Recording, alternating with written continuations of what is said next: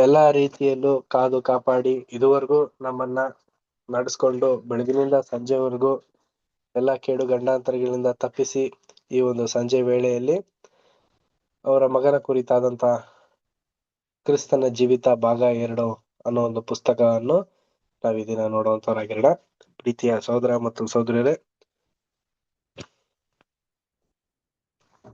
ಈ ಒಂದು ಕೂಟನ ನಾವು ಯೇಸು ಕ್ರಿಸ್ತ ಹೆಸರು ಮುಖಾಂತರ ತಂದ ದೇವರಿಗೆ ಮಹಿಮೆ ಉಂಟಾಗಲಿ ಅಂತ ಹೇಳ್ತಾ ಒಂದು ಪ್ರಾರ್ಥನೆ ಪೂರ್ವಕ ಈ ಒಂದು ಕೂಟ ನಾವು ಆರಂಭ ಮಾಡೋಣ.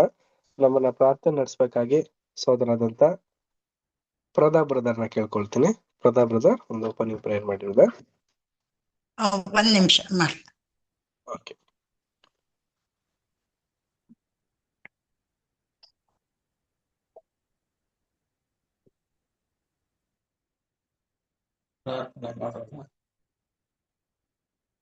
ಸರ್ವಮನ್ನ ನೆನೆಸಿಕೊಂಡು ಶಾಶ್ವತ ಲೋಕದಲ್ಲಿ ನಿತ್ಯ ನಿವಾಸಿಯಾಗಿರ್ತಕ್ಕಂಥ ಪರಲೋಕದ ನಮ್ಮ ತಂದೆಯೇ, ಅಪ್ಪ, ಕಳೆದ ಎಲ್ಲಾ ದಿವಸಗಳಲ್ಲಿ ಸ್ವಾಮಿ ನೀನು ನಮ್ಮನ್ನು ನಿಮ್ಮ ಪ್ರಾಣಿಗಳ ಹಸ್ತದಲ್ಲಿಟ್ಟು ನಮ್ಮನ್ನ ಪರಿಪಾಲಿಸಿ ಕಾಯಲು ಕಾಪಾಡಿ ಕಣ್ಣಿನ ಗುಡ್ಡೆಯಂತೆ ಸ್ವಾಮಿ ನೀನು ನಮ್ಮನ್ನು ಎತ್ತರ ವಹಿಸಿ ನಡೆಸ್ತಾ ಇದ್ದೀರಿ ಸ್ವಾಮಿ.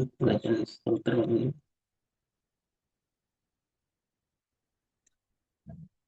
ಈ ಸಂಜೆಯ ವೇಳೆಯಲ್ಲಿ ಇಲ್ಲಿ ಚಿಕ್ಕದಾಗಿ ನಿನ್ನ ವಾಕ್ಯವನ್ನ ಕೇಳುವಂತೆ ಅವಕಾಶ ಕೊಟ್ಟಿರುವುದಕ್ಕಾಗಿ ಸ್ತೋತ್ರ ತಂದೆ. ವಾಕ್ಯ ಸಂದೇಶವನ್ನು ನೋಡುತ್ತಿರುವ ನಿನ್ನ ಸೇವಕರನ್ನ ಆಶೀರ್ವದಿಸು ಮತ್ತು ನಿನ್ನ ವಾಕ್ಯಕ್ಕಾಗಿ ಬಂದಿರುವ ಎಲ್ಲ ಮಕ್ಕಳನ್ನ ಆಶೀರ್ವದಿಸಬೇಕಾಗಿ ಮಾಡಿಕೊಳ್ಳುತ್ತೇನೆ. ಈ ದಿನ ನಿನ್ನ ವಾಕ್ಯಗಳನ್ನ ಕೇಳಿ ಅದರಂತೆ ನಡೆದುಕೊಳ್ಳಲು ನಿನ್ನ ಪವಿತ್ರ ಆತ್ಮನ ಸಹಾಯವನ್ನು ನೀಡಬೇಕಾಗಿ ಬೇಡುತ್ತಾ ಈ ಪ್ರಾರ್ಥನೆಯನ್ನ ನಮ್ಮ ಒಬ್ಬನೇ ಮಗನು ನಮ್ಮ ರಕ್ಷಕನೂ ಆದ ಯೇಸು ಸ್ವಾಮಿಯ ದೇವಾದ ಹೆಸರಿನಲ್ಲಿ ಬೇಡಿಕೊಳ್ಳುತ್ತೇವೆ ತಂದೆ. Amen. Amen. Thank you brother. ಪ್ರೀತಿಯ ಸಹೋದರ ಮತ್ತು ಸಹೋದರಿಯರೇ, ಈ ದಿನ ನಾವು ಲೈಫ್ ಆಫ್ ಕ್ರೈಸ್ಟ್ ಭಾಗ 2 ಪೇಜ್ ನಂಬರ್ 148 ಮೊದಲನೇ ಪ್ಯಾರಾವನ್ನು ನೋಡುವಂತರಾಗಿರೋಣ. ಅದಕ್ಕಿಂತ ಮುಂಚಿತವಾಗಿ ಕಳೆದ ವಾರ ನಾವು ನೋಡಿದಂತ ಒಂದು ಪಾಠನ ಮೆಲುಕು ಹಾಕುವಂತವರಾಗಿರೋಣ. ಪ್ರಿಯರೇ, ನಾವು ರೀಪ್ರಿಂಟ್ 3325 ಬರ್ದಿರುವಂತ ಬಹು ದುಬಾರಿಯಾಗಿದ್ದ ವ್ಯವಹಾರಗಳು ಅಂದ್ರೆ ಏನು ಅಂತ ನಾವು ನೋಡ್ಬೇಕಾದ್ರೆ ಪ್ರಿಯರೇ, ಸ್ನಾನಿಕನಾದಂತ ಯೋಹಾನನ ಒಂದು ತಲೆ ಒಂದು ಅರ್ಧ ರಾಜ್ಯಕ್ಕೆ ಹೋಲಿಕೆ ಅನ್ನೋ ಒಂದು ವಿಚಾರನ ನಾವು ಅಧ್ಯಯನ ಮಾಡ್ತಾ ಇದೀವಿ ಪ್ರಿಯರೇ. ಪ್ರೀತಿಯ ಸಹೋದರ ಮತ್ತು ಸಹೋದರಿಯರೇ, ಇದು ಒಂದು ಪಾಠ ತುಂಬಾ ವಿಶೇಷವಾದಂತ ಒಂದು ಪಾಠನ ನಾವು ನೋಡಿದ್ವಿ. ಯಾಕೆ ಅಂತ ನಾವು ನೋಡ್ಬೇಕಾದ್ರೆ ಸ್ನಾನಿಕಾಂತ ಯೋಹಾನ ಬಂದು ಅಭಿಷಕ್ತರು, ಸೊ ದೇವರ ಒಂದು ಪ್ರವಾದಿಯಾಗಿರುವಂತ ವಿಶೇಷವಾದಂತ ಒಬ್ಬ ವ್ಯಕ್ತಿ.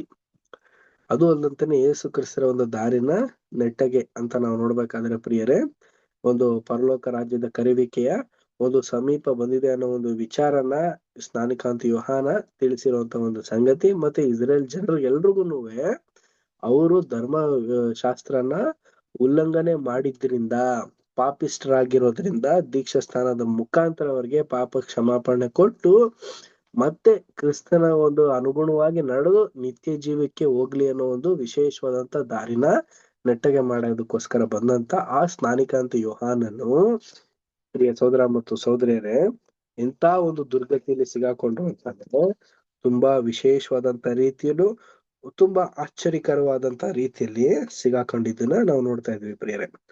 ಪ್ರಿಯ ಸಹೋದರ ಮತ್ತು ಸಹೋದರಿಯರೇ, ಅವರ ಒಂದು ತಲೆ ಏನಾಗುತ್ತೆ ಅಂತಂದ್ರೆ ಹೋಗೋದಕ್ಕೆ ಅಂದ್ರೆ ಕಟ್ ಮಾಡ್ಬಿಡ್ಬೇಕು ಅನ್ನೋ ಒಂದು ನಿರ್ಧಾರನ ರಾಜ ಕೊಟ್ಟಾದ ನಂತರ ಎಂತ ಒಂದು ವಿಚರಿತತೆ ನಡೆಯುತ್ತೆ ಅನ್ನೋದನ್ನ ನಾವ್ ಈ ಒಂದು ಪಾಠದಲ್ಲಿ ನಾವು ಓದುವಂತರಾಗಿರೋಣ. ಸತ್ಯವೇದದ ಬೋಧನೆಯನ್ನು ನಾವು ಅರ್ಥ ಮಾಡಿಕೊಂಡಿರುವ ಹಾಗೆ ಸೌಂಡ್ ಕೇಳಿಸ್ತಾ ಇಲ್ಲ. ಇದು ತುಂಬಾ ದೂರದಲ್ಲಿ ಕೇಳಿಸ್ತಾ ಇದೆ. ಕೇಳಿಸ್ತಾ ಇದೆಲ್ಲ ಚೆನ್ನಾಗಿ. ಹೌದಾ? ಬೇರೆ ಬ್ರದರ್ಸ್ ಅಂಡ್ ಸಿಸ್ಟರ್ಸ್ ಎಲ್ಲರೂ ಕೇಳಿಸ್ತಾ ಇದೆಯಾ? ಸಿಸ್ಟರ್ಸ್ ವ್ಯಾಲ್ಯೂನ ರೈಸ್ ಮಾಡಿ. ಓಕೆ. ಸತ್ಯವೇದದ ಬೋಧನೆಯನ್ನು ನಾವು ಅರ್ಥ ಮಾಡಿಕೊಂಡಿರುವ ಹಾಗೆ ಲೋಕದಲ್ಲೆಲ್ಲ ಸಂಚರಿಸಿ ಪಾಪದ ವಿಷಯದಲ್ಲಿ ಗದರಿಸುವುದು ಕರ್ತನ ಜನರ ಕರ್ತವ್ಯವಲ್ಲ, ಆದರೆ ಸುವಾರ್ತೆಯನ್ನು ಸಾರುವುದಾಗಿರುವುದು. ನಾವು ನುಡಿಯಿಂದಲೂ ಮತ್ತು ನಮ್ಮ ಜೀವಿತದ ಮೂಲಕವಾಗಿಯೂ ಸಾರುವ ಸುವಾರ್ತೆಯು ದೇವರ ಬಲ ಸ್ವರೂಪವಾಗಿದ್ದು, ಅದು ನಂಬುವವರೆಲ್ಲರಿಗೂ ರಕ್ಷಣೆ ಉಂಟು ಮಾಡುವಂಥದ್ದಾಗಿದೆ. ಇದನ್ನು ನಾವು ಒತ್ತಿ ಹೇಳುವ ಕಾರಣ, ಕರ್ತನ ಜನರಲ್ಲಿ ಕೆಲವರು ಇಂತಹ ವಿಷಯಗಳಲ್ಲಿ ಕರ್ತನನ್ನು ಮತ್ತು ಅಪೊಸ್ತಲರನ್ನು ಅನುಸರಿಸುವ ಬದಲು ಯೋಹಾನನ ವಿಧಾನವನ್ನು ಅನುಸರಿಸುವ ಮನಸ್ಸುಳ್ಳವರಾಗಿರುವುದನ್ನು ನಾವು ಗಮನಿಸಿರುತ್ತೇವೆ. ಇಲ್ಲಿ ಅವರು ತಪ್ಪು ಮಾಡುತ್ತಿರುವರೆಂಬುದು ನಮ್ಮ ನಂಬಿಕೆ. ಸುವಾರ್ತೆಯು ಕಳುಹಿಸಲ್ಪಟ್ಟಿರುವುದು ಜನರ ಹೃದಯಗಳನ್ನು ಒಡೆಯುವುದಕ್ಕಲ್ಲ, ಆದರೆ ಒಡೆದ ಹೃದಯವನ್ನು ಕಟ್ಟುವುದಕ್ಕಾಗಿ, ಅಂದರೆ ಈಗಾಗಲೇ ಒಡೆದು ಹೋಗಿರುವ ಹೃದಯವನ್ನು ಕಟ್ಟಿ ವಾಸಿ ಮಾಡುವುದಕ್ಕಾಗಿ. ಪಾಪ ಮತ್ತು ಅದಕ್ಕೆ ಸಹಜವಾಗಿ ಬಂದಿರುವ ಶಿಕ್ಷೆಯು ಭಾರವಾದ ಸುತ್ತಿಗೆಯಂತಿದ್ದು, ಅದು ಮಾನವರ ಹೃದಯಗಳನ್ನು ಒಡೆದು ಹಾಕಿರುವುದು. ಈಗ ಸಮೀಪಿಸುತ್ತಿರುವ ಮಹಾ ಸಂಕಟದ ಕಾಲಗಳು ಲೋಕದವರೆಲ್ಲ ಹೃದಯಗಳನ್ನು ಒಡೆದು ಹಾಕಲು ದೇವರು ಅನುಸರಿಸುವ ವಿಧಾನವಾಗಿದ್ದು, ಅದು ಈ ಕಾಲವನ್ನು ಹಿಂಬಾಲಿಸಿ ಬರಲಿರುವ 1000 ವರ್ಷದ ಆಳ್ವಿಕೆಯ ಕಾಲದಲ್ಲಿ ನೊಂದ ಮನಕ್ಕೆ ಸಾಂತ್ವನ ನೀಡುವ ಗಿಲ್ಯಾದಿನ ಮುಲಾಮಿನ ಔಷಧಿಯನ್ನು ಮತ್ತು ಅಲ್ಲಿ ಸಾಮಾನ್ಯವಾಗಿ ದೊರೆಯಲಿರುವ ಆಶೀರ್ವಾದಗಳನ್ನು ಹೊಂದಲು ಲೋಕದವರನ್ನು ಸಿದ್ಧಗೊಳಿಸುವ ಸಲುವಾಗಿರುವುದು. ಯಾರು ಸುವಾರ್ತೆಯನ್ನು ಸುತ್ತಿಗೆಯಂತೆ ಬಳಸುವರೋ ಅವರು ತಮ್ಮ ಕಾರ್ಯಭಾರದ ವಿಷಯವಾಗಿ ತಪ್ಪು ತಿಳುವಳಿಕೆ ಹೊಂದಿರುವರು. ಯಾಕೆಂದರೆ ಶಿರಸ್ಸು ಮತ್ತು ದೇಹದಿಂದ ಕೂಡಿರುವ ಕ್ರಿಸ್ತನ ಕಾರ್ಯಭಾರದ ವಿಷಯವಾಗಿ ಓದುವುದು, ಕರ್ತನಾದ ಯೆಹೋವನ ಆತ್ಮವು ನನ್ನ ಮೇಲೆ ಅದೆ, ಆತನು ನನ್ನನ್ನು ಬಡವರಿಗೆ ಶುಭ ವರ್ತಮಾನವನ್ನು ಸಾರುವುದಕ್ಕೆ ಅಭಿಷೇಕಿಸಿದನು, ಮನ ಮುರಿದವರನ್ನು ಕಟ್ಟಿ ವಾಸಿ ಮಾಡುವುದಕ್ಕೂ ಮುಂತಾದವುಗಳು. ಯೆಶಾಯ 61ನೇ ಅಧ್ಯಾಯ 1ನೇ ವಚನ. Thank you. ಪ್ರೀತಿಯ ಸಹೋದರ ಮತ್ತು ಸಹೋದರಿಯರೇ, ತುಂಬಾ ಅರ್ಥಪೂರ್ವಕವಾಗಿ ಈ ಒಂದು ಕಾಂಟೆಕ್ಸ್ಟ್ ನಲ್ಲಿ ನಮ್ಗೆ ಸುವಾರ್ತೆಯನ್ನು ಇದು ವಿಚಾರನ ನಮಗ್ ತಿಳಿಸ್ತಾ ಇದ್ದಾರೆ. ನೋಡಿ, ಸತ್ಯವೇದದ ಬೋಧನೆ ಏನು ಅಂತ ನಾವು ನೋಡ್ಬೇಕಾದ್ರೆ, ಲೋಕದಲ್ಲಿ ಅನು ಸಿಸ್ಟರ್ ಕೇಳಿಸ್ತಾ ಇದೆಯಾ ನೀಟಾಗಿ ಎಲ್ರಿಗೂ ಆಡಿಯೋ?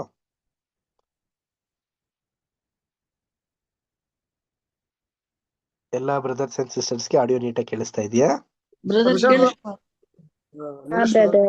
ಕೇಳಿಸ್ತದೆ. ಓಕೆ. ಅನು ಸಿಸ್ಟರ್ ನಿಮ್ಗೆ? ಅದೇ ನನಗೆ ತುಂಬಾ ಲೋ ವಾಯ್ಸಲ್ಲಿ ಕೇಳಿಸ್ತಿದೆ, ಯಾಕೆ ಅಂತ ಗೊತ್ತಾಗ್ತಾ ಇಲ್ಲ. ಸೌಂಡ್ ಸ್ವಲ್ಪ ಇನ್ನೊಂದ್ಸಲ ಎಕ್ಸಿಟ್ ಆಗಿ ಮತ್ತೊಂದ್ಸಲ ನೆಕ್ಸ್ಟ್ ಹೊಸ್ತಾ ಬನ್ನಿ. ಓಕೆ ಬ್ರದರ್, ಹಂಗೆ ಮಾಡಿ. ಓಕೆ.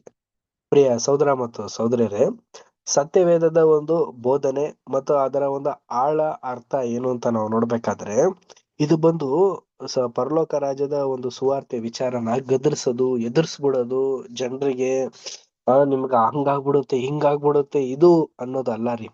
ಈ ರೀತಿ ಮಾಡೋದು ತಪ್ಪಂತೆ ಪ್ರಿಯ ಸಹೋದರ ಮತ್ತು ಸಹೋದರಿಯರೇ. ಪಾಪದ ಒಂದು ವಿಚಾರನ ಗದರಿಸಿ ಹೇಳ್ಬಿಟ್ಟು ಅವ್ರಿಗೆ ಎದುರಿಸ್ಬಿಡೋದಲ್ಲ. ಅವ್ರಿಗೆ ಯಾವ ರೀತಿ ಅಂತಂದ್ರೆ, ದೇವರ ಒಂದು ಮನೋಭಾವ, ದೇವರಿಗೆ ಪಾಪ ಅಂದ್ರೆ ಇಷ್ಟ ಇಲ್ಲ, ಆ ಒಂದು ಪ್ರೀತಿಯ ಒಂದು ಭಾರ ಅನ್ನೋದಿದೆಯಲ್ಲ, ಆ ರೀತಿ ನಮಗೆ ಸುವಾರ್ತೆನ ನಾವು ಅಂಗೀಕರಿಸ್ಕೋಬೇಕಂತೆ ಪ್ರಿಯ ಸಹೋದರ ಮತ್ತು ಸಹೋದರಿಯರೇ. ಅದು ಅಲ್ದಂತಾನೆ ದೇವರ ಒಂದು ಬಲ ಸ್ವರೂಪ ಅಂದ್ರೆ ಏನು ಅಂತಂತಂದ್ರೆ, ತಂದೆ ದೇವರ ಅಷ್ಟೊಂದು ಪ್ರಭಾವಿಗಳು, ಅಷ್ಟೊಂದು ವೈಶಿಲ್ಯತೆ ಉಳ್ಳಂತವ್ರು, ಅವರ ಒಂದು ರಕ್ಷಣೆಗೆ ಒಳಗಾಗಿರುವಂತ ಒಂದು ಸುವಾರ್ತೆನ ನಮಗ ಕೊಡ್ಬೇಕಾದ್ರೆ ಆ ಒಂದು ಪ್ರೀತಿಯ ಒಂದು ಭಾರನ ನಾವು ಅರ್ಥ ಮಾಡ್ಕೋಬೇಕು. ಇದ್ರನ್ನ ನಾವು ನಮ್ಮ ಮನದಟ್ಟು ಮಾಡ್ಕೋಬೇಕು ಪ್ರಿಯರೇ. ಏನಕ್ಕೆ ಸ್ನಾನಿಕ ಅಂತ ಯೋಹಾನನು ಕೂಡ ಇದೇ ಒಂದು ಭಾರದಲ್ಲಿ ದೇವ್ರ ಕೆಲ್ಸನ ಮಾಡಿದ್ದು ಪ್ರಿಯ ಸಹೋದರ ಮತ್ತು ಸಹೋದರ. ಅದಕ್ಕಿಂತ ಹೆಚ್ಚಾಗಿ ನಾವು ನೋಡ್ಬೇಕಾದ್ರೆ ಯೇಸು ಕ್ರಿಸ್ತರು ನೋಡಿ, ತಂದೆ ಏನ್ ಅನ್ಕೊಂಡ್ರ ಮನಸ್ಸಿನಲ್ಲೇನೆ ಅದನ್ನ ಅರಿತುಕೊಂಡು ಇಗೋ ನಾನಿದ್ದೇನೆ ಅಂತ ಎದ್ದು ಬಂದಿರುವಂತ ಒಂದು ಮನೋಭಾವ ಇದೆಯಲ್ಲ, ಆ ಒಂದು ಮನೋಭಾರನ ಸಭೆಗೆ ಹೇಳ್ತಾ ಇದಾರೆ ಪ್ರಿಯರೇ. ಇಂಥ ಒಂದು ಮನೋಭಾವ ನಮ್ಮಲ್ಲಿ ನಿಮ್ಮಲ್ಲಿ ಸಹಜವಾಗಿ ಉಟ್ಕೊಂತು ಅಂತಂದ್ರೆ ಅದು ನಿಜವಾಗ್ಲೂ ಸುವಾರ್ತೆಗೆ ಒಂದು ಸೂಕ್ತವಾದಂತ ಒಂದು ಒಡನಾಟ ಅಂತ ಹೇಳ್ಬೋದು. ಅದು ಅಲ್ದಂತಾನೆ ನಮ್ಮ ಒಂದು ಹೃದಯ ಯಾವ ರೀತಿ ಇರ್ಬೇಕು ಅಂತಂದ್ರೆ ಸತ್ಯನ ಅಂಗೀಕರಿಸ್ಕೋಬೇಕು, ಪಾಪನ ತ್ಯಜಿಸ್ಬೇಕು.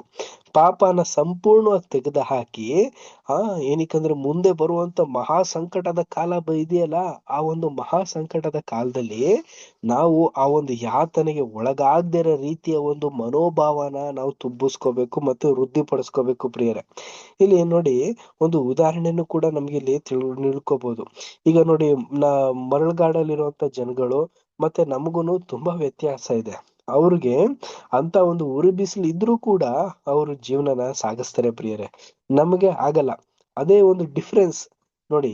ಅದೇ ಪ್ರಕಾರವಾಗಿ ನಾವು ಆ ಒಂದು ಸತ್ಯನ ಅರ್ತಿರೋಂಥವ್ರು, ಕೇಳಿರೋಂಥವ್ರು, ನಾವು ಅದನ್ನ ಮನದಟ್ಟು ಮಾಡ್ಕೊಂಡು ಈಗ ಯೋಹಾನ ಯಾವ ರೀತಿ ನಿರ್ಧಾರನ ತಕೊಂಡು ತನ್ನ ಒಂದು ಓಟನ ಅಂತ್ಯವಾಗುವಂತ ಒಂದು ಸಂದರ್ಭದಲ್ಲೂ ಕೂಡ ಅವರು ಯಾವ ರೀತಿ ಛಲಗಾರರಾಗಿದ್ರು, ಅದೇ ರೀತಿ ಯೇಸು ಕ್ರಿಸ್ತರು ಯಾವ ರೀತಿ ನಡ್ಕೊಂಡ್ರು, ಅದೇ ಒಂದು ಹಂಬಲತೆ, ಒಂದು ಭಾರವಾದಂತ ಒಂದು ಮನಸ್ಥಿತಿನ ನಮ್ಮಲ್ಲಿ ಇರ್ಬೇಕು ಪ್ರಿಯ ಸಹೋದರ ಮತ್ತು ಸಹೋದರರೇ.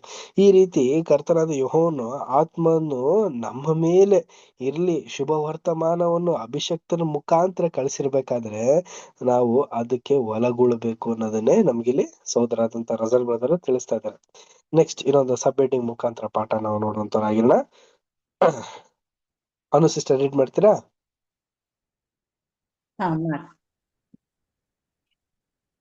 ಒಳ್ಳೆಯ ಅಥವಾ ಕೆಟ್ಟ ಸಂಗತಿಗಳಲ್ಲಿ ತಂದೆ ತಾಯಿಗಳ ಪ್ರಭಾವ.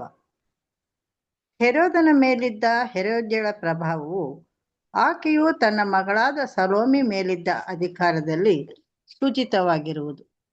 ರಾಜನು ಮಾಡಿದ ಉದಾರ ಕೊಡುಗೆಯ ಪ್ರಸ್ತಾವನೆಯು ಆ ಬಾಲ್ಯದ ಹುಡುಗಿಯ ಮನಸ್ಸಿನಲ್ಲಿ ಪ್ರಮುಖವಾಗಿ ನೆಲೆಯೂರಿರಬೇಕು.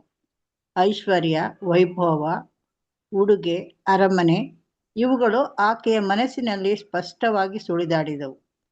ಆದರೆ ಆಕೆಯ ಹಿಂದಿನ ನಡೆಯು ತನ್ನ ತಾಯಿಯ ಸೂಚನೆ ಮೇರೆಗೆ ಆಗಿದ್ದರಿಂದ ಆಕೆಯು ಈಗ ತನ್ನ ತಾಯಿಯ ಸಲಹೆಯನ್ನು ಬಯಸಿದಳು. ಈಗ ನಾನು ಏನು ಕೇಳಲಿ? ಮಾರ್ಕ 6:24. ಇಲ್ಲಿ ನಾವು ಹೆತ್ತವರ ಪ್ರಭಾವದ ಒಂದು ದೃಷ್ಟಾಂತವನ್ನು ಪಡೆದಿರುವೆವು. ಆಕೆಯು ದುಷ್ಟಳಾದ ಹೆಂಗಸೇರಲಾಗಿ ಹೆರೋದ್ಯಳು ತನ್ನ ಮಗಳ ವಾತ್ಸಲ್ಯವನ್ನು ಉಳಿಸಿಕೊಂಡಿದ್ದು ಅಲ್ಲದೆ ಆಕೆಯ ಪೂರ್ಣ ವಿಶ್ವಾಸ ಮತ್ತು ವಿಧೇಯತೆಯನ್ನು ಗಳಿಸಿಕೊಂಡಿದ್ದಳು. ಆ ಬಾಲ್ಯ ಮನಸ್ಸನ್ನು ಒಳ್ಳೆಯ ಅಥವಾ ಕೆಟ್ಟ ಸಾಧನವನ್ನಾಗಿ ಬಳಸಲು ನಿರ್ದೇಶಿಸುವುದು ಆಕೆಯದಾಗಿತ್ತು. ಇದು ಕೆಲವು ಮಟ್ಟಿಗೆ ಪ್ರತಿಯೊಬ್ಬ ತಂದೆ ತಾಯಿಗಳ ವಿಷಯದಲ್ಲೂ, ವಿಶೇಷವಾಗಿ ತಾಯಿಯ ವಿಷಯದಲ್ಲಿ ನಿಜವಾಗಿರುವುದು. ಹೀಗಿರಲು ತಮ್ಮ ಮಕ್ಕಳ ವರ್ತನೆಯ ಬಗ್ಗೆ ತಂದೆಯ ಮತ್ತು ತಾಯಿಯ ಜವಾಬ್ದಾರಿಯು ಎಷ್ಟೋ ಮಹತ್ತರವಾದದ್ದಾಗಿರುವುದು. ಕರ್ತನ ಜನರಲ್ಲಿನ ಸ್ವಸ್ಥತೆಯ ಮನೋಭಾವವು ಖಂಡಿತವಾಗಿ ಅವರಿಗೆ ಸಹಜವಾಗಿ ಲಭಿಸಿರುವ ಸಂಬಂಧ ಹಾಗೂ ಅವಕಾಶದ ದೆಸೆಯಿಂದ ಅವರು ಹೊಂದಿರುವ ಈ ಶಕ್ತಿಶಾಲಿಯಾದ ಪ್ರಭಾವವನ್ನು, ಅಂದರೆ ತಮ್ಮ ಮಕ್ಕಳನ್ನು ಸನ್ಮಾರ್ಗದ ಕಡೆಗೆ ಮಾರ್ಗದರ್ಶನ ಮಾಡುವುದಕ್ಕಾಗಿ ಬಳಸಿಕೊಳ್ಳಲು ಅವರನ್ನು ಪ್ರೇರೇಪಿಸುವುದು ಎಂಬುದು. Thank you sister. ಪ್ರಿಯ ಸಹೋದರ ಮತ್ತು ಸಹೋದರರೇ, ಈ ಒಂದು ಪಾಠದಲ್ಲಿ ನಮ್ಗೆ ಮುಖ್ಯವಾಗಿ ಕಾಣಲ್ಪಡುವಂತ ಹೆರೋದ ಮತ್ತೆ ಹೆರೋದಿಯಳು, ಆಕೆಯ ಮಕ್ಕಳಾಗಿರುವಂತ ಸೊಲೊಮೆ. ನೋಡಿ, ಇವರು 3 ಜನದ ಒಂದು ಬಾಂಧವ್ಯನ ಇಲ್ಲಿ ನಮ್ಗೆ ಸೂಚಕವಾಗಿ ಹೇಳ್ತಾ ಇದ್ದಾರೆ. ನೋಡಿ, ಹೆರೋದ ಒಂದು ರಾಜ ಆಗಿದ್ದ, ಮತ್ತೆ ಹೆರೋದಳು ಅವಳ ಒಂದು ಗುಣ ಸರಿ ಇಲ್ದೇ ಹೋದ್ರೂ ಕೂಡ ಅವಳ ಮಗಳನ್ನ ಬೆಳೆಸುವಂತ ಒಂದು ಮನೋಭಾವದಲ್ಲಿ ತುಂಬಾ ಉತ್ತೀರ್ಣರಾಗಿದ್ರು ಪ್ರಿಯರೇ. ಅವ್ರ ಮಗಳಿಗೆ ತಾಯಿಯ ವಾತ್ಸಲ್ಯ ಅಂದ್ರೆ ಏನು, ತಾಯಿ ಹೇಳುವಂತ ಒಂದು ಮಾತುಗಳನ್ನ ಕೇಳುವಂತ ಒಂದು ವಿಧೇಯತೆ, ಪೂರ್ಣ ವಿಶ್ವಾಸನ ಮಡಗೋದು, ಇದನ್ನೆಲ್ಲನೂ ಕೂಡ ಬೆಳೆಸಿದ್ರು. ಅದು ಅಲ್ದಂತಾನೆ ಪ್ರಿಯರೇ, ಹೆರೋದಳು ಎಲ್ಲ ಒಂದು ರಾಜ್ಯನ ಅರಮನೆಯಲ್ಲಿರುವಂತ ಒಂದು ಆಸೆ ಆಕಾಂಕ್ಷೆಗಳು, ಎಲ್ಲಾ ರೀತಿಯ ಒಂದು ಐಶ್ವರ್ಯ, ವೈಭವ, ಉಡುಗೆಗಳು, ಅರಮನೆಯಲ್ಲಿರುವಂತ ಎಲ್ಲಾ ರೀತಿ ಮೃಷ್ಟಾಂಗನೆಲ್ಲ ಅನುಭವಿಸಿದ್ದಾರೆ. ಅದೇ ತರ ಮಗಳೂ ಕೂಡ, ಸೊಲೊಮಿನೂ ಕೂಡ ಅನುಭವಿಸಿದ್ದಾರೆ. ಇದನ್ನೆಲ್ಲ ಅನುಭವಿಸಿದ್ರು ಕೂಡ ಅವ್ರಿಗೆ ಸಾಕಾಗಿತ್ತು. ಸೊ ಅದಕ್ಕೇನ್ ಮಾಡಿದ್ಲು ಅಂತಂದ್ರೆ ಸೊಲೊಮಿ ತಾಯಿ ಹತ್ರ ಹೋಗಿ ಕೇಳ್ತಾ ಇದಾರೆ, ಇಂಥ ಒಂದು ಅವಕಾಶ ನಮಗ್ ಸಿಕ್ಕಿದೆ, ಇದನ್ನ ನಾವು ಯಾವ ರೀತಿ ಉಪಯೋಗಿಸ್ಬೋದು, ನೀವು ನನಗೆ ಸಲಹೆನ ಕೊಡಿ ಅನ್ನೋ ರೀತಿ ಮಗಳು ತಾಯಿಗೆ ಹೋಗಿ ಕೇಳ್ತಾ ಇದಾರೆ ಪ್ರಿಯರೇ. ಈಗ ನೋಡಿ, ಇಷ್ಟೆಲ್ಲ ಕೇಳಿ ತಾಯಿ ಹೇಳಿದ್ದನ್ನ ಮಗಳು ನೆರವೇರ್ಸಿದ್ರು. ನೋಡ್ಬೇಕಾದ್ರೆ ಪ್ರಿಯರೇ, ಇದು ಬಂದು ಕೆಟ್ಟದ ರೀತಿನೇ ಇರ್ಬೋದು, ಖಂಡಿತವಾಗ್ಲೂ ಇದು ಕೆಟ್ಟದೇನೆ. ಬಟ್ ಇದ್ರಲ್ಲಿ ನಮ್ಗೆ ಸತ್ಯವೇದ ವಿದ್ಯಾರ್ಥಿಗಳಾಗಿರೋಂತ ನಮ್ಗೆ ಒಂದು ಆತ್ಮಿಕವಾದಂತ ಒಂದು ಪಾಠ ಇದೆ ಪ್ರಿಯ ಸಹೋದರ ಮತ್ತು ಸಹೋದರರೇ. ಇಂಥ ಒಂದು ಆತ್ಮಿಕವಾದಂತ ಒಂದು ಪಾಠ ಅಂದ್ರೆ ತಂದೆ ತಾಯಿಯಂದಿರು ಯಾವ ರೀತಿ ಮಕ್ಕಳನ್ನ ಬೆಳೆಸ್ಬೇಕು ಅನ್ನೋದನ್ನ ಇಲ್ಲಿ ನಮ್ಗೆ ಹೇಳ್ತಾ ಇದ್ದಾರೆ. ಅದು ಅಂತಂದ್ರೆ ಮಕ್ಳು ಇಲ್ದೇ ಇರೋರ್ಗುನು ಕೂಡ ನಾರ್ಮಲ್ ಆಗಿರ್ತಾರೆ, ಯಾರು ಇರಲ್ಲ, ಕುಟುಂಬದವ್ರು ಇರಲ್ಲ, ಸಿಂಗಲ್ ಆಗಿರ್ತಾರೆ, ಇಬ್ರೇ ಇರ್ತಾರೆ, ಅಂತವ್ರಿಗೂ ಕೂಡ ಒಂದು ಆತ್ಮಿಕವಾದಂತ ಪಾಠ ಏನ್ ಗೊತ್ತಾ ಪ್ರಿಯರೇ? ಹೇಗೆ ತಂದೆ ತಾಯಂದಿರ್ಗೆ ತಾಯಿಗೆ ಹೆಂಗೆ ಸೊಲೋಮಿ ವಿಧಿಯಳಾದ್ಲೋ, ಅದೇ ಪ್ರಕಾರ ಮಕ್ಕಳು ತಂದೆ ತಾಯಂದಿರ್ಗೆ ವಿಧಿಯರಾಗ್ಬೇಕು. ಅದೇ ಪ್ರಕಾರ ಮಕ್ಳು ಇಲ್ದೇ ಇರೋಂಥವ್ರು ಕೂಡ, ಒಬ್ಬಂಟಿಗರಾಗಿರೋರು ಕೂಡ, ಅವರು ಯಾರಿಗೂ ವಿಧಿಯರಾಗಿರ್ಬೇಕು ಅಂದ್ರೆ ಕರ್ತರ್ಗೆ ವಿಧಿಯರಾಗಿರ್ಬೇಕು, ನಮ್ ಕ್ರಿಶ್ಚಿಯನ್ಗೆ ವಿಧಿಯರಾಗಿರ್ಬೇಕು ಪ್ರಿಯ ಸಹೋದರ ಮತ್ತು ಸಹೋದರರೇ. ನೋಡಿ, ತಂದೆ ತಾಯಂದಿರು ಮಕ್ಕಳ ಒಂದು ಒಳ್ಳೇದು ಕೆಟ್ಟದನ್ನ ಎಲ್ಲಾ ಕೂಡ ಅರ್ಥಕೊಂಡು ಅವ್ರನಿಗೆ ಈ ಜವಾಬ್ದಾರಿಗಳನ್ನೆಲ್ಲ ಕೊಟ್ಟು ಎಲ್ಲಾ ರೀತಿಯಲ್ಲೂ ನೆರವೇರಿಸಿ ಬರೋದು ಅವರ ಒಂದು ಕರ್ತವ್ಯ. ಅದೇ ರೀತಿ ಮಕ್ಕಳು ಕೂಡ ತಂದೆ ತಾಯಂದಿರನ್ನ ನೋಡ್ಕೊಳ್ಳೋದು ತುಂಬಾ ಒಂದು ಉನ್ನತವಾದಂತ ಒಂದು ಕರ್ತವ್ಯ ರೀ. ಇದು ಒಂದು ಆಜ್ಞೆ ಪ್ರಿಯ ಸಹೋದರ ಮತ್ತು ಸಹೋದರರೇ. ಇದನ್ನ ಕೈಗೊಂಡು ಎಲ್ಲಾ ಕ್ರೈಸ್ತ ಈ ಒಂದು ಚಿಕ್ಕ ಹಿಂಡಿಗೆ ಓಟ ಓಡಲಿಕ್ಕೆ ಸಿದ್ಧರಾಗಿರುವಂತ ಎಲ್ಲಾ ಸಹೋದರ ಸಹೋದರಿ ಇದನ್ನ ಮಾಡ್ಲೇಬೇಕು. ಅದೇ ಪ್ರಕಾರ ಪ್ರಿಯ ಸಹೋದರ ಮತ್ತು ಸಹೋದರಿಯರೇ, ನಾವು ಕೂಡ ಯಾರು ಇಲ್ದೆ ಹೋದ್ರುನು ಕೂಡ, ಸಂಬಂಧ ಒಂದು ಫ್ಯಾಮಿಲಿ ಇಲ್ದೆ ಹೋದ್ರುನು ಕೂಡ, ಅವರು ಕೂಡ ಯಾರನ್ನ ಅಷ್ಟು ಮೆಚ್ಚುಗೆನ ಅನುಭವಿಸ್ಬೇಕು ಅಂತಂದ್ರೆ ಕರ್ತರಿಗೆ ಯೇಸು ಕ್ರಿಸ್ತರನ್ನ ನಾವು ಅಷ್ಟು ಪ್ರೀತಿ ಮಾಡ್ಬೇಕು ಪ್ರಿಯರೇ. ಅಂದ್ರೆ ಬರೀ ಯೇಸು ಕ್ರಿಸ್ತನೇನೋ ಒಂದು ಸುಮ್ನೆ ಮಾತಲ್ಲಿ ಹೇಳ್ಬಿಡೋದಲ್ಲ ರೀ. ದೇವ್ರು ಕೊಟ್ಟಿರುವಂತ ಒಂದು ಬೈಬಲ್, ಯೇಸು ಕ್ರಿಸ್ತರು ಮಾತಾಡಿರೋದೆಲ್ಲಾನು ಕೂಡ ಸತ್ಯನೇ. ಅದೆಲ್ಲಾನು ಕೂಡ ನಮ್ಗೆ ಈ ಒಂದು ಪುಸ್ತಕದಲ್ಲಿ ಬರ್ದ್ಬಿಟ್ಟಿದ್ದಾರೆ, ಈ ಒಂದು ವೇದದಲ್ಲಿ. ಇದನ್ನೇ ನಮ್ಮ ರಕ್ಷಕರು ಹೇಳಿದ್ದಾರೆ ಅಂತ ಅನ್ಬಿಟ್ಟು ನಮ್ಮ ಮನಸ್ಸಿನಲ್ಲಿ ಧ್ಯಾನ ಮಾಡಿ ಇದ್ರ ಪ್ರಕಾರ ನಡ್ಕೊಂಡು ಹೋಗುವಂತ ಒಂದು ಗುಣಗಳನ್ನ ವೃದ್ಧಿಪಡಿಸ್ಕೋಬೇಕು ಪ್ರಿಯರೇ. ಸೊ ನೆಕ್ಸ್ಟ್ ಪ್ಯಾರ ನಾವು ರೀಡ್ ಮಾಡೋಣ. Next para Nikhita sister read ಮಾಡ್ತೀರಾ?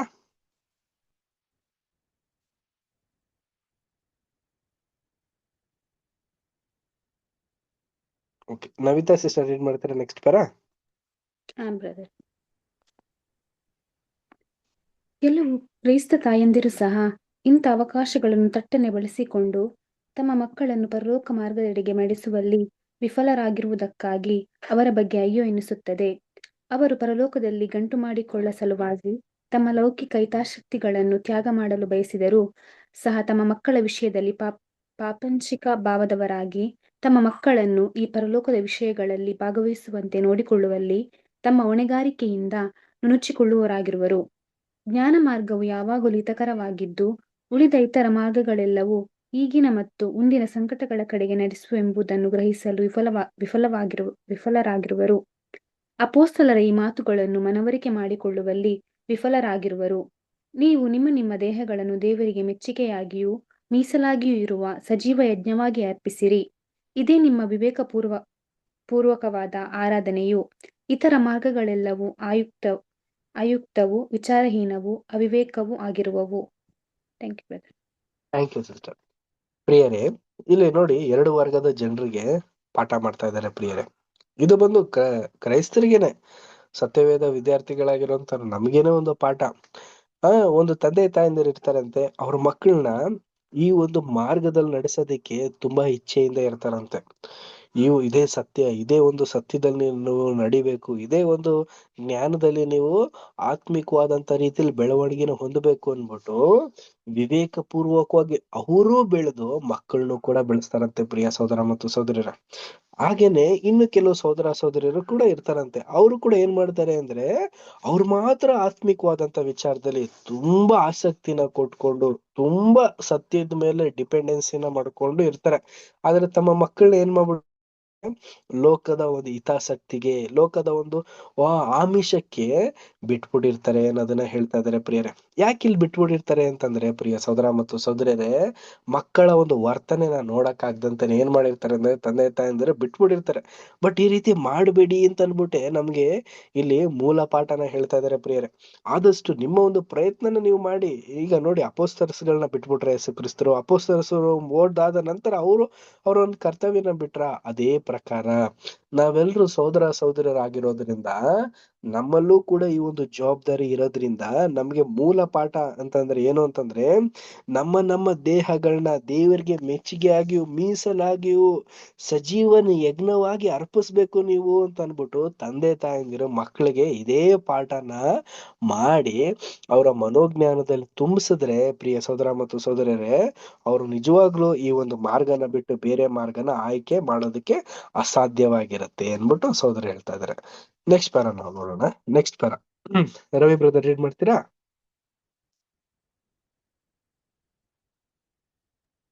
ಬ್ರದರ್ ಮಾಡ್ತೀನಿ. ಓಕೆ.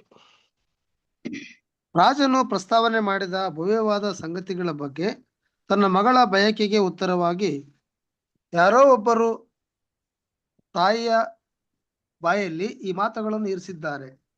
ದಡ್ಡ ಹುಡುಗಿಯೇ, ನೀನು ಕೇಳಿಕೊಂಡಿರುವುದು ಏನೆಂಬುದು ನಿನಗೆ ತಿಳಿದಿಲ್ಲ. ಸ್ನಾನಿಕನಾದ ಯೋಹಾನು ಜೀವಿಸುವುದೇ ಆದರೆ ಯಾವುದೇ ದಿನದಲ್ಲಾದರೂ ರಾಣಿ ಪದವಿ ಇಲ್ಲದವಳಾಗಿ ಬಹಿಷ್ಕೃತಳಾದಲ್ಲಿ ಈ ಎಲ್ಲಾ ಸಂಗತಿಗಳು ನನಗೂ ಮತ್ತು ನಿನಗೂ ಯಾವುದಕ್ಕೂ ಬಾರದೆಂಬುದು ನಿನಗೆ ಗೊತ್ತಿಲ್ಲವೇ?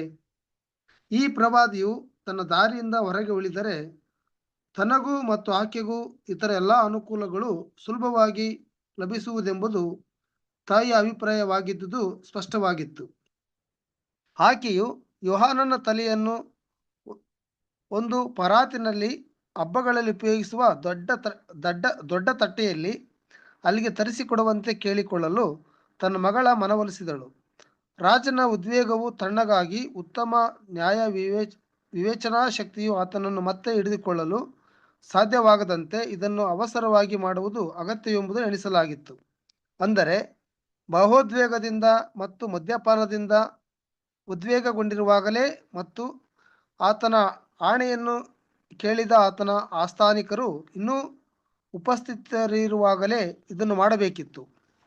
ಆತನ ಆಸ್ಥಾನಿಕರ ಮುಂದೆ ಏನಾದರೂ ಆ ಸೆರೆಯವನ ವಿಷಯವಾಗಿ ತೀರ್ಮಾನಿಸಲು ಅನಿಶ್ಚಿತನಾಗುವಲ್ಲಿ ಅದು ತನ್ನನ್ನು ಹಾಸ್ಯಾಸ್ಪದವಾಗುವಂತೆ ಮಾಡುತ್ತಿತ್ತು. ರಾಜನು ಮಣಿದು ಹೋದನು. ಆದರೂ ಹೆರೋದಿಯಳು ತಾನು ದಿಗಿಲು ಪಡುತ್ತಿದ್ದ ತನ್ನ ದುರ್ವಿಧಿಯಿಂದ ತಪ್ಪಿಸಿಕೊಳ್ಳಲಾಗಲಿಲ್ಲ. ಯಾಕೆಂದರೆ 10 ವರ್ಷಗಳಲ್ಲಿ ಆಕೆಯ ಮಹತ್ವಾಕಾಂಕ್ಷೆಯು ಹೆರೋದನನ್ನು ತನ್ನ ಉತ್ತಮವಾದ ನ್ಯಾಯ ವಿವೇಚನೆಗೆ ವಿರೋಧವಾಗಿ ರೋಮ್ ಸರ್ಕಾರದಿಂದ ಇನ್ನೂ ಅಧಿಕವಾದ ಘನತೆ ಗೌರವಗಳನ್ನು ಬೇಡುವಂತೆ ಪ್ರೇರೇಪಿಸುತ್ತದೆಂದು ಇತಿಹಾಸದಲ್ಲಿ ಲಿಖಿತವಾಗಿರುವುದು. ಆತನ ಬೇಡಿಕೆಯು ತಿರಸ್ಕರಿಸಲ್ಪಟ್ಟಿತ್ತು ಮತ್ತು ಹೆರೋದನು ತನ್ನ ಆಧಿಪತ್ಯವನ್ನು ಕಳಕೊಂಡವನಾಗಿ ಗಾಲ್ ದೇಶದ ಲಿಯೋನ್ ಎಂಬಲ್ಲಿಗೆ ಗಡಿಪಾರು ಮಾಡಲ್ಪಟ್ಟವನಾಗಿ ಅಲ್ಲೇ ಸತ್ತನು. Thank you brother.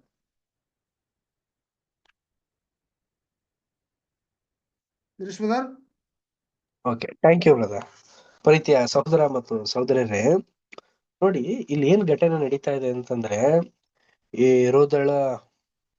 ಹೆರೋದ್ ಮತ್ತೆ ಹೆರೋದಳು ಅವಳ ಮಗಳಾಗಿರುವಂತ ಸೊಲೋಮಿ ಏನ್ ಮಾಡಿದ್ದಾರೆ ಅಂತಂದ್ರೆ ನೃತ್ಯನ ಮಾಡಿದ್ದಾರೆ. ಸಭೆಯ ಆವರಣದಲ್ಲಿ ಎಲ್ಲಾ ಮುಖ್ಯ ಗಣ್ಯ ವ್ಯಕ್ತಿಗಳ ಮಧ್ಯದಲ್ಲಿ ಅವರು ಆ ಒಂದು ನೃತ್ಯ ಪ್ರದರ್ಶನ ಮಾಡ್ಬಿಟ್ಟಿದ್ದಾರೆ. ಮತ್ತೆ ಹೆರೋದ ಬಂದ್ ಏನ್ ಮಾಡ್ಬಿಟ್ಟಿದ್ದಾರೆ ಅಂದ್ರೆ ಫುಲ್ಲು ಏನಾಗ್ಬಿಟ್ಟಿದ್ದಾರೆ ಅಂತಂದ್ರೆ ಅವರ ಒಂದು ಜ್ಞಾನನೇ ಇಲ್ಲ ರೀ, ಅಮಲೇ ಇರ್ಬಿಟ್ಟಿದ್ದಾರೆ. ಈ ಸಂದರ್ಭದಲ್ಲಿ ಏನಾಗಿದೆ ಅಂತಂದ್ರೆ ಅವರ ಮಾತಿನಲ್ಲಿ ಒಂದು ಶೈಲಿನೇ ಇಲ್ದಂತೆನೆ ಅವರು ವರ್ತನೆ ಏನಾಯ್ತು ಅಂತಂದ್ರೆ, ನಿನ್ಗೆ ಏನ್ ಬೇಕು, ಏನ್ ಕೇಳ್ತೀಯ ಕೊಟ್ಬಿಡ್ತೀನಿ ಅನ್ನೋ ಒಂದು ಜವಾಬ್ದಾರಿಯಿಂದ ಹೇಳ್ತಾರೆ. ಇನ್ನೊಂದ್ ಏನು ಅಂತ ನಾವು ನೋಡ್ಬೇಕಾದ್ರೆ ಇಲ್ಲೊಂದು ಉಲ್ಲೇಖ ಮಾಡ್ಬೋದು.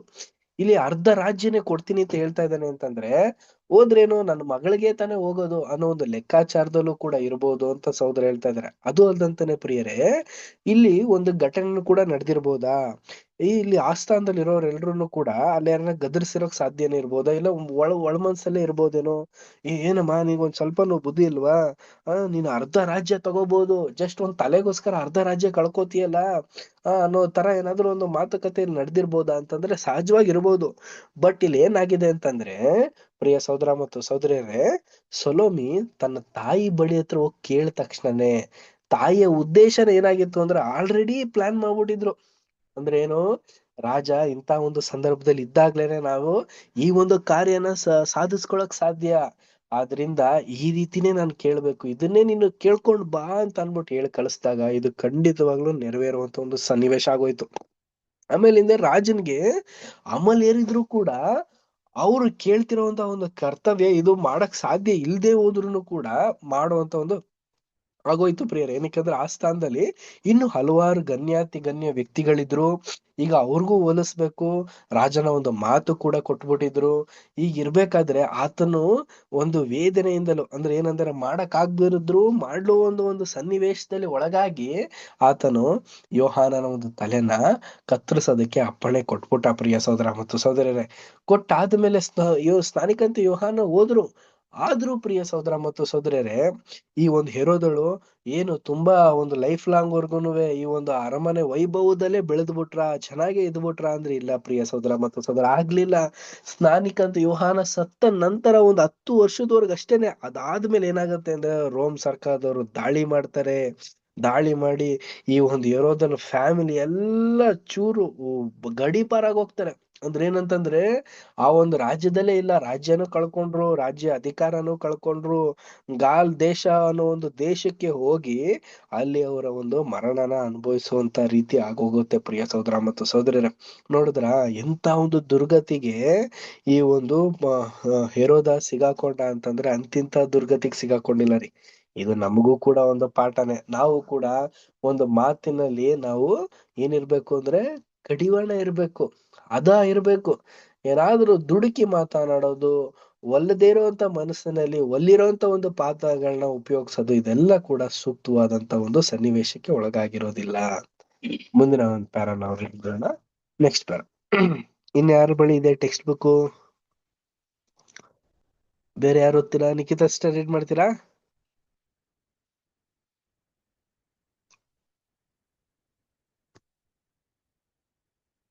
ಭವಿಷ್ಯದಲ್ಲಿ ನಮಗಿರುವ ಸಾಧ್ಯತೆಗಳು.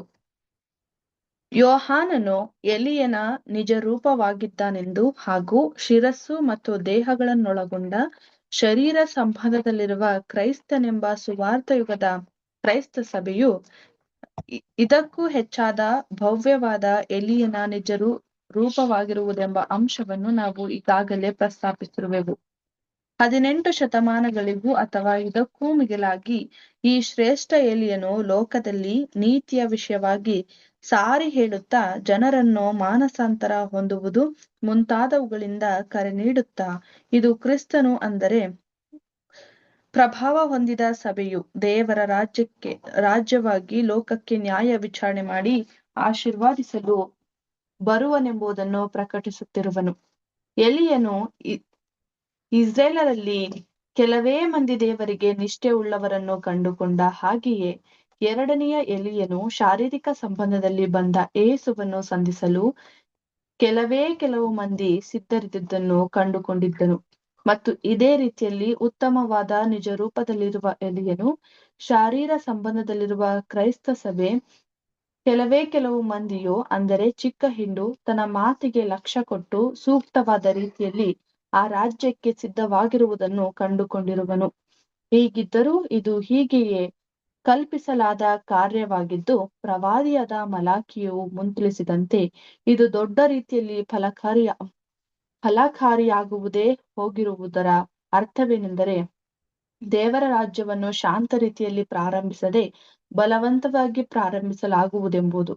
ಅಲ್ಲದೆ ಮಹಿಮಾ ಸ್ವರೂಪನಾದ ಆ ಅರಸನನ್ನು ಭೂಲೋಕದ ಅಧಿಪತಿಯನ್ನಾಗಿ ಸ್ಥಾಪನೆ ಮಾಡಲು ಮಣ್ಣಿನ ಮಡಿಕೆಯನ್ನು ಚೂರು ಚೂರಾಗಿ ಒಡೆಯುವಂತೆ ಜನಾಂಗಗಳನ್ನು ಕಬ್ಬಿಣದ ಗದೆಯಿಂದ ಒಡೆದು ಹಾಕುವುದು ಅಗತ್ಯವಾಗಿರುವುದು. ಅಂದರೆ ಅನ್ಯ ಜನರು ದೇವರನ್ನು ಕಂಡುಕೊಳ್ಳುವುದಕ್ಕಾಗಿ ಹಾಗೂ ದೇವರ ವಿಷಯವಾದ ಜ್ಞಾನವು ಲೋಕವನ್ನೆಲ್ಲ ತುಂಬಿಕೊಳ್ಳುವುದಕ್ಕಾಗಿ ಆತನ ರಾಜ್ಯವು ಬಂದು ಆತನ ಚಿತ್ತವು ಪರಲೋಕದಲ್ಲಿ ನೆರವೇರುವ ಪ್ರಕಾರ ಭೂಲೋಕದಲ್ಲೂ ನೆರವೇರುವುದಕ್ಕಾಗಿ ಹೀಗಾಗುವುದು ಅಗತ್ಯವಾಗಿರುವುದು ಎಂಬುದೇ.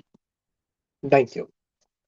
ಪ್ರಿಯ ಸಹೋದರ ಮತ್ತು ಸಹೋದರರೇ, ಇದು ಒಂದು ಛಾಯೆ ಮತ್ತೆ ನಿಜ ಸ್ವರೂಪಕ್ಕೆ ಉನ್ನತವಾದಂತ ರೀತಿಯಲ್ಲ ಒಂದು ಪಾಠ ಇದು. ಯಾವ್ದಕ್ಕಿದೆ ಹೋಲಿಕೆ ಮಾಡ್ತಾ ಇದ್ದಾರೆ ಅಂತಂದ್ರೆ ಸ್ನಾನಿಕನಾದಂತ ಯೋಹಾನ ನ ಎಲಿಯನಿಗೆ ಕಂಪೇರ್ ಮಾಡ್ಬೋದು.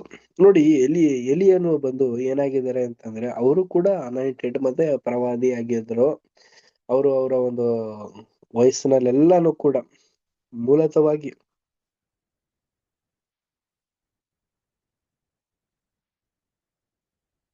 ಅವರ ಒಂದು ಕೊಡಲ್ಪಟ್ಟಂತ ಒಂದು ಆಯುಸ್ಸಿನ ಪೂರ್ತಿ ಏನಾಗಿತ್ತು ಅಂತಂದ್ರೆ, ದೇವರ ಒಂದು ಕೆಲಸನ ಮಾಡೋದಕ್ಕೋಸ್ಕರ ಪರಲೋಕ ರಾಜ್ಯದ ಒಂದು ವಿಚಾರಗಳನ್ನ ಮತ್ತೆ ಅಲ್ಲಿರುವಂತ ಒಂದು ಜನರುಗಳಿಗೆಲ್ಲ ಒಂದು ಅದ್ಭುತಗಳನ್ನ ಮಾಡಿ, ಅಲ್ಲಿರೋರ್ಗೆಲ್ಲ ಒಂದು ಒಳ್ಳೇದನ್ನ ಮಾಡ್ಬೇಕು, ತಂದೆಯ ದೇವರ ಒಂದು ಪ್ರೀತಿನ ತಿಳಿಸ್ಬೇಕು ಅನ್ನೋ ಒಂದು ಉತ್ಸಾಹದಿಂದನೇ ಎಲಿಯಾನು ಕೂಡ ಇದ್ದಿದ್ದು ರೀ.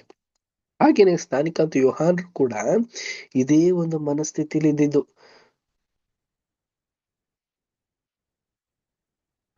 ಅವರ ಒಂದು ಮನಸ್ಥಿತಿ ತುಂಬಾ ಒಂದು ವಿಶೇಷವಾದಂತ ರೀತಿಯಲ್ಲಿ ಇದ್ದಿದ್ದನ್ನ ನಾವು ಇಲ್ಲಿ ನೋಡ್ಬೋದು. ಹಾಗೇನೆ ಇಸ್ರೇಲಿನ ಹಲವಾರು ಮಂದಿನೂ ಕೂಡ ದೇವರ ಒಂದು ವಿಶೇಷವಾದಂತ ಒಂದು ಗುಣಲಕ್ಷಣಗಳನ್ನ ತಿಳ್ಕೊಳ್ಳೋದಕ್ಕೆ ಇಚ್ಛಿಸ್ತಾ ಇದ್ರು. ಸೊ ಈ ಒಂದು ಎಲಿಯನ್ನ ಕಥೆನ ಕೇಳಿರುವಂತ ಎಲ್ಲ ಇಸ್ರೇಲ್ ಜನರು, ಓ ಎಲಿಯ ಸ್ನಾನಿಕಾಂತ ಯೋಹಾನನೇ ಆಗಿರ್ಬೋದೇನೋ, ಮತ್ತೆ ತಿರುಗಿ ಬಂದಿದ್ದಾರೆ, ಪುನರುತ್ಥಾನವನ್ನು ಒಂದು ಉನ್ನತವಾದಂತ ಒಂದು ವಿಚಾರನೂ ಕೂಡ ಇವರು ಕೂಡ ಇಲ್ಲಿ ಗ್ರಹಿಸ್ಕೊಂಡ್ರು. ಬಟ್ ಆದ ರೀತಿ ಅಲ್ಲ ರೀ. ಇದು ಅವ್ರಿಗೆ ಹೇಳಿರೋ ಒಂದು ಪಾಠ ಅಲ್ಲ, ಆತ್ಮಿಕ ಇಸ್ರೇಲ್ ಆಗಿರುವಂತ ನಮಗೆ, ಚಿಕ್ಕ ಹಿಂಡಿಗೆ ಲಕ್ಷ್ಯವಿಟ್ಟು ಓಟ ಓಡಲಿಕ್ಕೆ ಸಿದ್ಧರಾಗಿರುವಂತವ್ರ ನಮಗೆ ಇದು ಒಂದು ಸನ್ನಿವೇಶವಾದಂತ ಒಂದು ಪಾಠ. ಏನಕ್ಕೆ ಅಂದ್ರೆ, ತಂದೆಯ ದೇವರು ಹೇಗೆ ಯೇಸು ಕ್ರಿಸ್ತರನ್ನ ಕಳಿಸ್ಕೊಟ್ರೋ, ಪ್ರವಾದಿಯಾದಂತ ಮಲಾಕಿ ಹೇಳಿರೋ ರೀತಿಯಲ್ಲೇನೆ ನಮಗೂ ಕೂಡ ಕರ್ತರು ಬಂದಿದ್ದಾರೆ ಪ್ರಿಯರೇ. ಅವರು ನಮ್ಗೆ ಏನಾಗಿದ್ದಾರೆ ಅಂದ್ರೆ ಶಾಂತಿ ಮತ್ತೆ ಶಿರಸ್ಸರಾಗಿದ್ದಾರೆ. ಅವರ ಒಂದು ಸ್ವರೂಪದಲ್ಲಿರುವಂತ ನಾವೆಲ್ರೂನುವೆ ಈ ಒಂದು ಚಿಕ್ಕ ಹಿಂಡಿಗೆ ಮಣಿದು ಆ ಒಂದು ಚೂರ್ ಆಗೋ ರೀತಿಯಲ್ಲಿ, ಅಂದ್ರೆ ಮಡಿಕೆಗೆ ಹೆಂಗೆ ಕೆಳಗ್ ಬೀಳಿಸಿದ್ರೆ ಹೆಂಗೆ ಚೂರ್ ಮಾಡ್ಬಿಟ್ಟು, ಉದಾಹರಣೆ ನಾವು ನೋಡ್ಬೇಕಾದ್ರೆ ದಾನಿಯೇಲ್ ಗ್ರಂಥದಲ್ಲೂ ಕೂಡ 7ನೇ ಅಧ್ಯಾಯದಲ್ಲಿ ಹೆಂಗೆ ಒಂದು ಬಂಡೆಕಲ್ನ ಬಂದು ಒಡೆದು ಆ ಒಂದು ವಿಗ್ರಹಗಳನ್ನ ಒಡೆದು ಚೂರ್ ಮಾಡಿ ಗಾಳಿ ಬಂದು ಹೊತ್ಕೊಂಡೋಗಿ ಒಂದು ಪರ್ವತವಾಗಿ ಬೆಳೆದು ಬಿಡ್ತು. ಹಾಗೇನೆ ಪ್ರಿಯರೇ, ನಮ್ಮಲ್ಲೂ ಕೂಡ ಆ ಒಂದು ಗುಣನ ಮತ್ತೆ ಆ ಒಂದು ಸ್ವಭಾವನ ಬದಲಾವಣೆಯ ರೀತಿಯಲ್ಲಿ ಬದಲಾಯಿಸ್ಕೊಂಡು ನಾವು ನಡೆದ್ರೇನೆ ಈ ಒಂದು ಪರಲೋಕ ರಾಜ್ಯದ ಒಂದು ಚಿತ್ತ ನೆರವೇರೋದಕ್ ಸಾಧ್ಯ ರೀ. ಅಂದ್ರೆ ಏನಂತಂದ್ರೆ, ನಾವು ಪರ್ಫೆಕ್ಟ್ ಆಗೋದ್ರೆ ಸಾಕು, ಇಡೀ ಲೋಕ ಪರ್ಫೆಕ್ಟ್ ಆಗತ್ತೆ. ಆಗ ಪರಲೋಕ ಹೇಗಿರುತ್ತೋ ಅದೇ ತರನೇ ಭೂಲೋಕನು ಕೂಡ ಇರೋದಕ್ ಸಾಧ್ಯ ಆಗಿರತ್ತೆ. ಪರಲೋಕದಲ್ಲಿ ಯಾವುದೇ ತರ ಒಂದು ಕಲ್ಮಶನೇ ಆಗ್ಲಿ, ಕ್ರೋಧನೇ ಆಗ್ಲಿ, ಪಾಪನೇ ಆಗ್ಲಿ ಏನು ಇಲ್ಲ ರೀ. ಅದೇ ಮನಸ್ಥಿತಿ ಚಿಕ್ಕ ಹಿಂಡಿನ ಮಕ್ಕಳಲ್ಲೂ ಇದ್ದಿ ಅವರು ಒಂದು ಓಟನ ಓಡಿ ಮುಗಿಸಿ ಅವರಿಂದ ಪಾಠನ ಕಲ್ತಿ ಇಡೀ ಲೋಕ ಒಂದು ಉನ್ನತವಾದಂತ ಒಂದು ಸ್ಥಾನಕ್ಕೆ ಬಂದ್ರು ಅಂತಂದ್ರೆ, ಪರಲೋಕ ಹೇಗೋ ಅದೇ ತರ ಭೂಲೋಕನು ಕೂಡ ಆಗಿರತ್ತೆ. ಆಗ ನಾವು ನೋಡ್ಬೇಕಾದ್ರೆ ಪ್ರಿಯರೇ, ಎರಡಕ್ಕೂ ಕೂಡ ಆ ಒಂದು ಸಿಮಿಲಾರಿಟಿ ಯಾವುದು ಅಂತ ನಾವು ನೋಡ್ಬೇಕಾದ್ರೆ ದೇವರ ಒಂದು ಒಂದು ಜ್ಞಾನನೇ ಅಂತ ಅನ್ಬಿಟ್ಟು ನಾವು ಭಾವಿಸ್ಬೋದು. ಸೊ ನೆಕ್ಸ್ಟ್ ಪ್ಯಾರ ನಾವು ರೀಡ್ ಮಾಡೋಣ. ನೆಕ್ಸ್ಟ್ ಪ್ಯಾರ ಅನು ಸಿಸ್ಟರ್ ರೀಡ್ ಮಾಡಿ. ಇನ್ನೊಂದು ಅಂಶವು ಇಲ್ಲಿರುವುದು, ಮೊದಲು ಇಸಬೇಲಳು ಮೊದಲನೆಯ ಎಲಿಯನನ್ನು ಹಿಂಸಿಸಿದ್ದಳು, ಆದುದರಿಂದ ಆತನು ಅರಣ್ಯಕ್ಕೆ ಓಡಿ ಹೋದನು. ಮತ್ತು ಆತನು ಮತ್ತೆ ಬಂದು ಒಂದು ಮಹತ್ ಕಾರ್ಯವನ್ನು ಮಾಡಿ ಕೆಲವರ ಹೃದಯಗಳನ್ನು ಕರ್ತನ ಕಡೆಗೆ ತಿರುಗುವಂತೆ ಮಾಡಿದ್ದಾಗ್ಯೂ, ಎರಡನೇ ಸಾರಿಯೂ ಆತನ ಜೀವವನ್ನು ತೆಗೆಯಬೇಕೆಂದಿದ್ದ ಇಸಬೇಲಳಿಂದ ತಪ್ಪಿಸಿಕೊಳ್ಳಲು ಆತನು ಅರಣ್ಯಕ್ಕೆ ಓಡಿ ಹೋಗಬೇಕಾಯಿತು. ಎರಡನೇ ಎಲಿಯನಾದ ಸ್ನಾನಿಕನಾದ ಯೋಹಾನನಿಗಾದ ಅನುಭವವು ಹೆಚ್ಚು ಕಡಿಮೆ ಇದೇ ರೀತಿಯಲ್ಲಿದ್ದು, ಇಸಬೇಲಳಂತಿದ್ದ ಹೆರೋದಿಯಳು ಈ ಪ್ರವಾದಿಯನ್ನು ಸಂಹಾರ ಮಾಡಲು ಕಟ್ಟಕಡೆಯಲ್ಲಿ ಸಫಲರಾದಳು. ಮೂರನೇ ಎಲಿಯನು, ಅಂದರೆ ಶರೀರ ಸಂಬಂಧದಲ್ಲಿರುವ ಸಭೆಯ ವಿಷಯದಲ್ಲಿಯೂ ಇಸಬೇಲಳೆಂಬ ಹೆಂಗಸಿನ ಹೆಸರನ್ನು ಸೂಚಿಸಲಾಗಿರುವುದು. ಪ್ರಕಟಣೆ 2:20. ವಿನಾಶಕರವಾದ ಈಕೆಯ ಕಾರ್ಯ ಸಭೆಯು ಅರಣ್ಯಕ್ಕೆ ಓಡಿ ಹೋಗುವುದು. ಪ್ರಕಟಣೆ 12:6. ಮತ ಸುಧಾರಣೆಯ ಕಾಲದಿಂದ ಈಚೆಗೆ ಆಕೆಯು ಅರಣ್ಯದಿಂದ ಹಿಂತಿರುಗಿ ಬಂದಿರುವುದು. ಇವೆಲ್ಲವೂ ತಿಳಿದ ಸಂಗತಿಗಳಾಗಿರುವುದು. ಈಗ ಸತ್ಯಸಭೆಯ ಮೇಲೆ, ಅಂದರೆ ಹೆಸರಿನ ಸಂಸ್ಥೆಗಳ ಮೇಲೆ ಅಲ್ಲ, ಎರಡನೆಯ ಆಕ್ರಮಣವು ನಡೆಯುವುದನ್ನು ನಾವು ಎದುರು ನೋಡಬೇಕಾಗಿರುವುದು. ಮತ್ತು ಇದರ ಅರ್ಥವೇನಿರಬಹುದೆಂದರೆ, ಸ್ನಾನಿಕನಾದ ಯೋಹಾನನ ವಿಷಯದಲ್ಲಿದ್ದಂತೆ ಬಾಬೇಲ್ ಎಂಬ ಸ್ತ್ರೀಗೆ ಮತ್ತು ಆಕೆಯ ಪ್ರಿಯಕರನಿಗೆ ಅಂದರೆ ಈ ಲೋಕಕ್ಕೆ ಶರೀರದಲ್ಲಿರುವ ಕ್ರಿಸ್ತನ ದೇಹವಾದ ನಂಬಿಗಸ್ತರ ಮೇಲೆ ಎರಡನೆಯ ಮತ್ತು ಸಂಪೂರ್ಣವಾದ ಜಯ ಲಭಿಸುವಂತೆ ಕಾಣುವುದು. ಈ ಸಂಗತಿಯು ಹೀಗೆ ಪರಿಣಮಿಸಿದರೆ ನಾವು ಆಶ್ಚರ್ಯ ಪಡಬೇಕಾದದ್ದಿಲ್ಲ. ಆದರೆ ಇದು ಮತ್ತು ಇತರ ಎಲ್ಲ ಸಂಗತಿಗಳು ಕರ್ತನನ್ನು ಪ್ರೀತಿಸುವವರಿಗೆ ಹಿತಕರವಾಗಿ ಪರಿಣಮಿಸಬೇಕಾಗಿರುವುದು. ತೆರೆಯ ಆಚೆಯಲ್ಲಿರುವ ಪರಲೋಕದ ಬಿರುದನ್ನು ಜಯಿಸಬೇಕಾದಲ್ಲಿ ನಾವೆಲ್ಲರೂ ಸಾಯಲೇಬೇಕು. ತೆರೆಯ ಆಚೆ ಕಡೆಯಲ್ಲಿರುವ ಎಲಿಯನೆಂಬ ವರ್ಗವು ಪೂರ್ಣ ಪರಾಭವಗೊಳ್ಳಬೇಕು. ಆದರೆ ಸೋಲಿನಂತೆ ಕಾಣುವ ಇದು ಕೇವಲ ಆ ರಾಜ್ಯದ ಪ್ರಭಾವ, ಅಧಿಕಾರ ಮತ್ತು ವಾಗ್ದಾನ ಮಾಡಲ್ಪಟ್ಟ ಆಶೀರ್ವಾದಗಳು ಉಂಟಾಗಲು ತ್ವರೆಪಡುತ್ತದೆ. ನೀನು ಸಾಯಬೇಕಾದರೂ ನಂಬಿಗಸ್ತನಾಗಿರು, ನಾನು ನಿನಗೆ ಜಯವೆಂಬ ಜಯಮಾಲೆಯನ್ನು ಕೊಡುವೆನು ಎಂಬುದು. Thank you sister. ಪ್ರಿಯ ಸಹೋದರ ಮತ್ತು ಸಹೋದರರೇ, ಈ ಒಂದು ಪಾಠ ವಿಭಿನ್ನವಾದಂತ ರೀತಿಯಲ್ಲಿ ತುಂಬಾ ಆತ್ಮಿಕವಾದಂತ ಒಂದು ಪಾಠವಾಗಿ ನಮಗೆ ಇಲ್ಲಿ ವರ್ತಿಸ್ತಾ ಇದ್ದಾರೆ. ಸೊ ಅದೇ ತರ ಎಲಿಯ ಮತ್ತು ಇಜಬೇಲ್ ನಲ್ಲಿ ನಡೆದಿರುವಂತ ಒಂದು ಘಟನೆ. ಇಜಬೇಲ್ ಯಾವ ರೀತಿನಾದ್ರೂ ಸರಿ ಎಲಿಯನ್ನ ಹೆಂಗಾದ್ರೂ ಮಾಡಿ ಕೊಲಾಪ್ಸ್ ಮಾಡ್ಬಿಡ್ಬೇಕು, ಸಂಪೂರ್ಣ ಮುಗಿಸ್ಬಿಡ್ಬೇಕು ಅನ್ನೋ ಒಂದು ಆಸೆ ಆಕಾಂಕ್ಷೆಗಳಿಂದ ಬರ್ತಾರೆ. ಒಂದಲ್ಲ ಎರಡಲ್ಲ ಮೂರ್ ಸಾರಿ ಪ್ರಿಯ ಸಹೋದರ ಮತ್ತು ಸಹೋದರಿ, ಇದು ಸ್ಟೋರಿಯಲ್ಲಿ ನಾವು ಓದಿರ್ತೀವಿ. ಸೊ ಇದು ಬಂದು ಬರೀ ಒಂದು ಪೂರ್ವದಲ್ಲಿ ಬರ್ದಿರೋದೆಲ್ಲ ಏನಾಗಿದೆ, ಜಸ್ಟ್ ಒಂದ್ ಸ್ಟೋರಿನ ಅಂದ್ರೆ ಇಲ್ಲ ರೀ. ಅದೆಲ್ಲ ನಮ್ಗೆ ಏನಾಗಿದೆ ಅಂತಂದ್ರೆ ನಮ್ಗೆ ಪಾಠ ಆಗಿದೆ, ನಮ್ಗೆ ಒಂದು ಆತ್ಮಿಕವಾದಂತ ಒಂದು ನೋಟವಾಗಿ ನಮ್ಗೆ ಬಿಂಬಿಸ್ತಾ ಇದ್ದಾರೆ. ನೋಡಿ, ಮೊದಲನೇ ಸಾರಿ ಏನಾಗುತ್ತೆ ಅಂತ ನಾವು ನೋಡ್ಬೇಕಾದ್ರೆ ಎಲಿಯನಿಗೆ ಇಜಬೇಲ್ ಟಾರ್ಚರ್ ಕೊಡ್ಬೇಕಾದ್ರೆ ಏನ್ ಮಾಡ್ಬಿಡ್ತಾರೆ, ಎಲಿಯ ಅಡವಿಗೆ ಹೊಂಟೋಗ್ಬಿಡ್ತಾರಂತೆ. ಇದು ಯಾವ್ದಕ್ಕೆ ಸೂಚನೆ ಅಂತ ನಾವು ನೋಡ್ಬೇಕಾದ್ರೆ ಪ್ರಿಯ ಸಹೋದರ ಮತ್ತು ಸಹೋದರರೇ, ಇದು ಬಂದು ಒಂದು ಮೊದಲನೇದಾಗಿ ಆತ್ಮಿಕವಾಗಿ ನಡೆಯೋದಕ್ಕೆ ಅಂತ ಸಿದ್ಧರಾಗಿರುವಂತ ಮಕ್ಕಳಿಗೆ ಇದು ಓಕೆ. ಎರಡನೇದು ಏನಕ್ಕೆ ಸೂಚಿಸ್ತಾ ಇದ್ದಾರೆ ಅಂತ ನಾವು ನೋಡ್ಬೇಕಾದ್ರೆ ಮೊದಲನೇದು ಬಂದು ಇಸ್ರೇಲ್ ಜನರಿಗೆ, ಎರಡನೇದು ಬಂದು ಸ್ನಾನಿಕ ಅಂತ ಯೋಹಾನಿಗೆ ಸೂಚಿಸ್ತಾ ಇದ್ದಾರೆ. ಮೂರನೇದಾಗಿ ಅವ್ರಿಗೆ ಶೋಧನೆ ಬಂದಾಗ ಇದು ಯಾರಿಗೆ ಸೂಚಿಸ್ತಾ ಇದ್ದಾರೆ ಅಂದ್ರೆ ಆತ್ಮಿಕವಾದಂತ ಇಸ್ರೇಲ್ ಆಗಿರುವಂತ ನಮಗೇನಿಲ್ಲಿ ಅಂತ ನಾವು ನೋಡ್ಬೇಕಾದ್ರೆ ಇಲ್ಲಿ ಮೊದಲನೇದು ಬಂದು ಇಸ್ರೇಲ್ ಬಂದು ಫ್ಲಾಪ್ ಆಗೋಯ್ತು.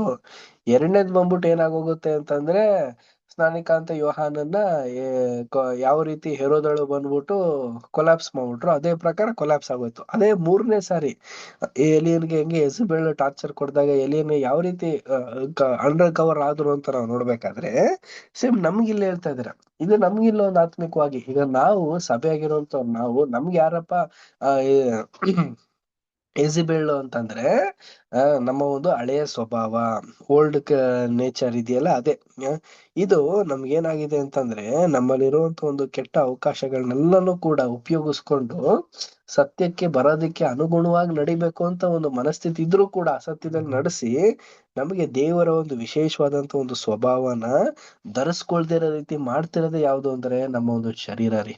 ಈ ಒಂದು ಶರೀರ ನಾವು ತ್ಯಜಿಸ್ಬೇಕಂತೆ, ಸಂಪೂರ್ಣವಾಗಿ ಇದನ್ನ ಬಿಡ್ಬೇಕು. ಇದನ್ನ ಹೆಂಗಾದ್ರೂ ಮಾಡಿ ನಾವು ತ್ಯಜಿಸದ್ದೇ ಆದ್ರೆ ನಾವು ಎಲಿಯ ಹೆಂಗೆ ಎದುರಿಸಿ ಹೆಂಗೆ ನಿಂತರೋ ಆ ರೀತಿ ಎದ್ದು ನಿಲ್ಲೋದಕ್ ಸಾಧ್ಯ ಪ್ರಿಯ ಸಹೋದರ ಮತ್ತು ಸಹೋದರರು. ಇಲ್ಲವಾದಲ್ಲಿ ತುಂಬಾ ಕಷ್ಟ ಅನುಭವಿಸ್ಬೇಕಾಗಿರತ್ತೆ. ಹೆಂಗೆ ಅರಣ್ಯಕ್ಕೆ ಓಡಿ ಹೊಂಟೋಗ್ಬಿಟ್ರು, ಅದೇ ತರ ನಾವು ಓಡೋದಕ್ಕ ನಿಂತಿದೀವಿ. ಇಲ್ಲ, ನಾವು ದೇವದರ್ಶನ ಗೂಡಾರದಲ್ಲಿ ಹೆಂಗೆ ಪರಿಶುದ್ಧವಾದ ಸ್ಥಳದಿಂದ ಮಹಾಪರಿಶುದ್ಧವಾದ ಸ್ಥಳಕ್ಕೆ ಹೆಂಗ್ ಹೋಗ್ಬೇಕು, ಆ ರೀತಿ ಆ ಒಂದು ತೆರೆನ ಏನ್ ಸುಮ್ನೆ ಸರಿಸ್ಬಿಟ್ಟು ಹೊಂಟೋಗಕ್ ಆಗ್ತಿತ್ತ?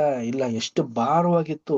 ಆ ಒಂದು ಬಟ್ಟೆನ ಹಿಂಗ್ ಹೋಗ್ಬೇಕಾದ್ರೆ, ಬಗ್ಗಿ ಹೋಗ್ಬೇಕಾದ್ರೆ ಅದೇ ಪ್ರಕಾರ ಸಂಪೂರ್ಣವಾಗಿ ನಮ್ಮನ್ನ ನಾವು ದೇವರಿಗೆ ಸಮರ್ಪಣೆ ಮಾಡಿ ಹೋದ್ರೇನೆ ಖಂಡಿತವಾಗ್ಲು ಈಗ ಈ ಒಂದು ಶಾರೀರಿಕವಾಗಿರುವಂತ ಇಜಬೇಲ್ ಅಂದ್ರೆ ಯಾರು ಅಂತಂದ್ರೆ ನಮ್ಮ ಹಳೆಯ ಸ್ವಭಾವನ ನಾವು ನಮ್ಮ ಹತೋಟಿಗೆ ತಗೊಂಡು ನಾವು ಅದನ್ನ ನಾಶ ಮಾಡೋದಕ್ಕೆ ಸಾಧ್ಯ ಆಗಿರುತ್ತೆ ಪ್ರಿಯ ಸಹೋದರ ಮತ್ತು ಸಹೋದರರೇ.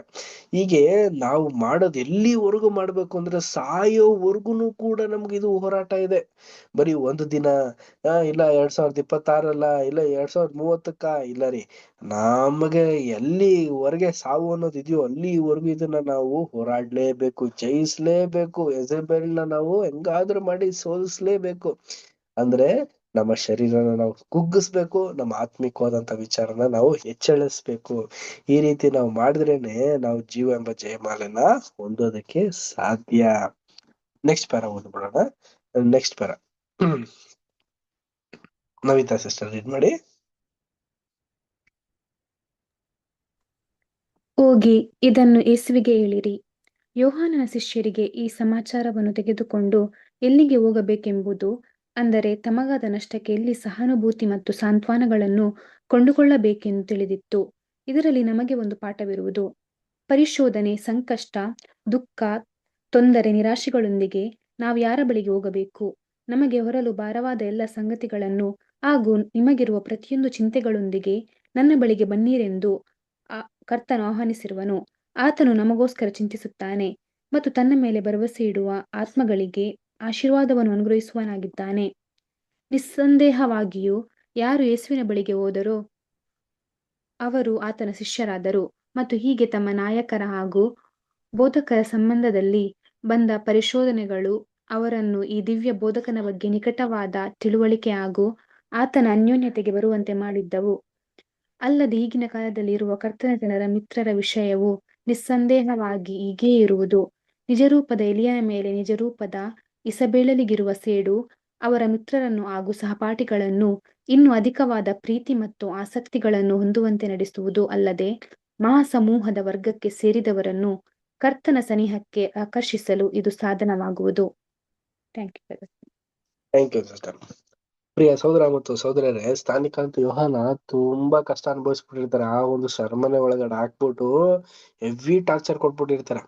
ಏನಕ್ಕಂದ್ರೆ ನೆಲ ಮಳಿಗೆಯಲ್ಲಿರುವಂತ ಒಂದು ಸೆರೆಮನೆಯಲ್ಲಿ ಹಾಕಿದ್ದು.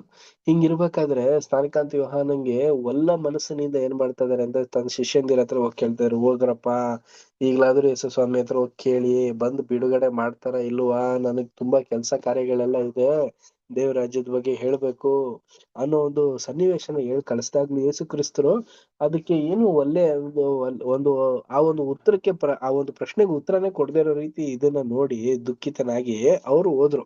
ಬಟ್ ಇದ್ರಲ್ಲಿ ನಮ್ಗೇನು ಒಂದು ಆತ್ಮಿಕವಾದಂತ ವಿಚಾರದಲ್ಲಿ ಹೇಳ್ತಾ ಇದ್ದಾರೆ ಪಾಠ ಅಂತ ನಾವು ನೋಡ್ಬೇಕಾದ್ರೆ ಪ್ರಿಯರೇ, ನೋಡಿ ಇದಾಗಿದ್ ತುಂಬಾ ಒಳ್ಳೇದೇ ಅಂತೆ.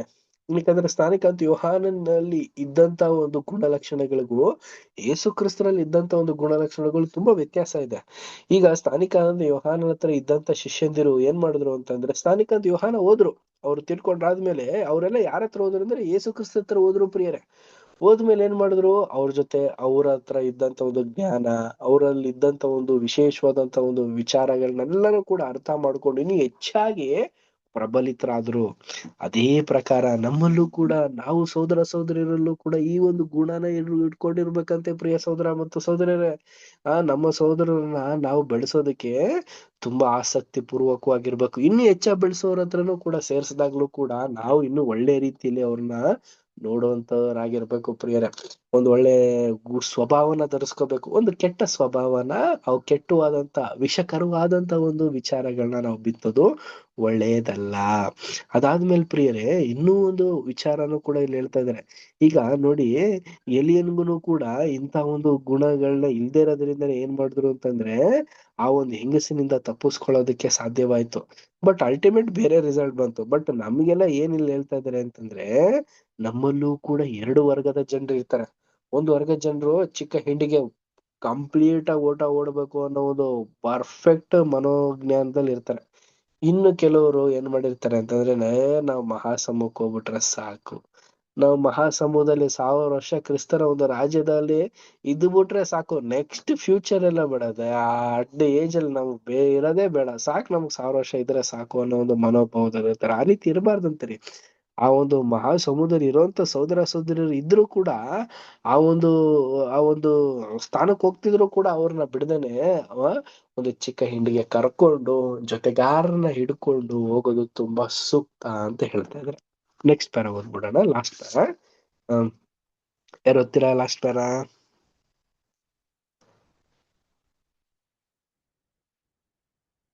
ಅನ್ನು ಸಿಸ್ಟರ್ ನೀವೇ ನೋಡಿ. ಸುವರ್ಣಮಯವಾದ ನಮ್ಮ ಪಠ್ಯಭಾಗ. ಈ ಪಠ್ಯಭಾಗವು ಯಾರಿಗೆ ಸಂಬೋಧಿಸಲಾಗಿರುವುದೋ ಅವರ ಗುಂಪಿಗೆ ಸ್ನಾನಿಕನಾದ ಯೋಹಾನನು ಸೇರದೆ ರಕ್ಷಣೆ ಹೊಂದಿರುವ ಪ್ರತ್ಯೇಕವಾದ ಒಂದು ಗುಂಪಿಗೆ ಸೇರಿದವನೆಂದು ಈ ಪಾಠವನ್ನು ಸಿದ್ಧ ಮಾಡಿದವರಿಗೆ ಸ್ಪಷ್ಟವಾಗಿ ಕಾಣಬರುವುದಿಲ್ಲ. ಯೋಹಾನನಿಗೆ ಜೀವವೆಂಬ ಜಯಮಾಲೆಯು ವಾಗ್ದಾನ ಮಾಡಿರುವುದಿಲ್ಲ. ಆ ವಾಗ್ದಾನವು ಆಯಲ್ಪಟ್ಟ ನಂಬಿಗಸ್ತರಾದ ಸುವಾರ್ಥ ಯುಗದ ಸಭೆಯವರಾದ ನಮಗೆ ಸೇರಿರುವುದು. ಹೇಗೂ ಯೋಹಾನನು ಒಂದು ಮಹಾ ಆಶೀರ್ವಾದವನ್ನು ಹೊಂದುವನು, ಏಕೆಂದರೆ ನಾವು ಪುನಃ ಕರ್ತನ ಈ ಮಾತನ್ನು ಗುರುತು ಮಾಡಿ ಹೇಳುವೆವು, ಸ್ತ್ರೀಯರೊಳಗೆ ಹುಟ್ಟಿದವರೊಳಗೆ ಸ್ನಾನಿಕನಾದ ಯೋಹಾನನಿಗಿಂತ ದೊಡ್ಡವನು ಎದ್ದಿಲ್ಲ, ಆದರೂ ಪರಲೋಕ ರಾಜ್ಯದಲ್ಲಿನ ಚಿಕ್ಕವನು ಅವನಿಗಿಂತಲೂ ದೊಡ್ಡವನೆಂದು ನಿಮಗೆ ಸತ್ಯವಾಗಿ ಹೇಳುತ್ತೇನೆ. Thank you sister. ಪ್ರಿಯ ಸಹೋದರ ಮತ್ತು ಸಹೋದರರೇ, ಈ ಒಂದು ಬಹು ಬೆಲೆ ಕೊಡಬೇಕಾಗಿರುವಂತ ಒಂದು ಪಾಠ, ಈ ಒಂದು ಪಾಠದ ಒಂದು ಅಂತ್ಯ ಭಾಗಕ್ಕೆ ನಾವು ಬಂದ್ಬಿಟ್ಟಿದೀವಿ ಪ್ರಿಯರೇ. ನೋಡಿ, ಈ ಒಂದು ಪಾಠದಲ್ಲಿ ನಮ್ಗೆ ಸುವರ್ಣವಾದಂತ ಒಂದು ಪಠ್ಯ ಭಾಗನ ಕೂಡ ಹೇಳ್ತಾ ಇದಾರೆ. ಏನ್ ಇದರ ಒಂದು ಆತ್ಮಿಕವಾದಂತ ಒಂದು ವಿಚಾರ ಅಂತಂದ್ರೆ, ಸ್ನಾನಿಕಾಂತ ಯೋಹಾನರು ಎಷ್ಟೆಲ್ಲಾ ಕಷ್ಟ ಅನುಭವಿಸಿದ್ರು, ಎಷ್ಟೆಲ್ಲಾ ಒಂದು ವೇದನೆಗಳನ್ನೆಲ್ಲ ಅನುಭವಿಸಿದ್ರು, ಆದ್ರೆ ಅವರು ಚಿಕ್ಕ ಹಿಂಡಲ್ಲಿ ಒಬ್ರಾಗೋದ್ರ, ಅವರು ವಾಗ್ದಾನನ ಜೀವವೆಂಬ ಜಯಮಾಲೆನ ಹೊಂದ್ಬಿಟ್ರ, ಅಂದ್ರೆ 1144 ಅಲ್ಲಿ ಒಬ್ರಾಗೋದ್ರ ಅಂದ್ರೆ ಇಲ್ಲ, ಅವ್ರು ಹೋಗ್ಲಿಲ್ಲ. ಅಷ್ಟ್ ಯಾತನೆ ಪಟ್ಟು ಅಷ್ಟು ಕಷ್ಟನ ಅನುಭವಿಸಿ ಅವ್ರು ಅಂದ್ರೆ ಇಲ್ಲ ರೀ. ಅವರೆಲ್ಲ ಮೋಸೆಸ್ ನೋಡಿ, ದಾವಿದ ತಗೊಳ್ಳಿ, ಎಲಿಯಾ ತಗೊಳ್ಳಿ, ಎಲೀಶಾ ತಗೊಳ್ಳಿ, ಸಾಮ್ಸೋನ್ ತಗೊಳ್ಳಿ, ಇನ್ನು ಹಲವಾರು ಮಂದಿ ಏಬೇಲ್ನಿಂದ ಹಿಡ್ಕೊಂಡು ಸ್ನಾನಿಕಾಂತ ಯೋಹಾನದವರ್ಗುನು ಇನ್ನು ಸ್ತ್ರೀಯರು ತುಂಬಾ ಜನರು ಇದ್ದಾರೆ. ಇಬ್ರಿಯ 11ನೇ ಅಧ್ಯಾಯ 12ನೇ ಅಧ್ಯಾಯ ಓದ್ಬಿಟ್ರೆ ಅವರೆಲ್ಲ ಹೆಸರು ನಮ್ಗೆ ಡೀಟೈಲ್ ಆಗಿ ತೋರ್ಸ್ಬಿಡ್ತಾರೆ. ಎಂತ ಯಾತನೆಗಳಿಗೆಲ್ಲ ಒಳಗಾಗಿ ಬಂದಿರೋಂತ ಮಕ್ಕಳೆಲ್ಲ ಇದಾರೆ. ಅವರೆಲ್ಲ ಜೀವೆಂಬ ಜಯಮಾಲೆನ ಹೊಂದಿದ್ರ ಅಂದ್ರೆ ಇಲ್ಲ ರೀ, ಹೊಂದ್ಲಿಲ್ಲ ಪ್ರಿಯರೇ. ಅವ್ರು ಏನ್ ಮಾಡ್ಬಿಟ್ರು ಅಂತಂದ್ರೆ, ಅವ್ರಿಗಂತ ಅವಕಾಶನೇ ಸಿಗ್ಲಿಲ್ಲ. ಈಗ ಯಾರ್ಗಪ್ಪ ಅಂತ ಒಂದು ಅವಕಾಶ ಅಂತ ನಾವು ನೋಡ್ಬೇಕಾದ್ರೆ ಪ್ರಿಯರೇ, ಕರೆಯಲ್ಪಟ್ಟವರು, ಆಯಲ್ಪಟ್ಟವರು, ನಂಬಿಗಸ್ತರು ಆಗಿರುವಂತ ಈ ಒಂದು ಸುವಾರ್ತೆಯ ಕಾಲದಲ್ಲಿ ಬರುವಂತ ಮಕ್ಕಳಿಗೇನೆ ಆ ಒಂದು ಅವಕಾಶ ಕೊಟ್ಟಿರೋದು. ಬರೀ ಕರೆದ ತಕ್ಷಣನೇ ನಾವು ಬಂದ್ಬಿಟ್ಟಿರೋ ಮಕ್ಕಳಲ್ಲ ರೀ. ಏನೋ ದೇವ್ರು ನಮ್ನ ಆರಿಸ್ಬಿಟ್ಟಿದ್ದಾರೆ ಅನ್ನೋದಕ್ಕಲ್ಲ ರೀ, ನಂಬಿಗಸ್ತರಾಗಿರ್ಬೇಕು. ನಾವು ನಂಬಿಕೆನ ತೋರಿಸ್ಬೇಕು ತಂದೆ ದೇವ್ರಿಗೆ, ಯೇಸು ಕ್ರಿಸ್ತರಿಗೆ.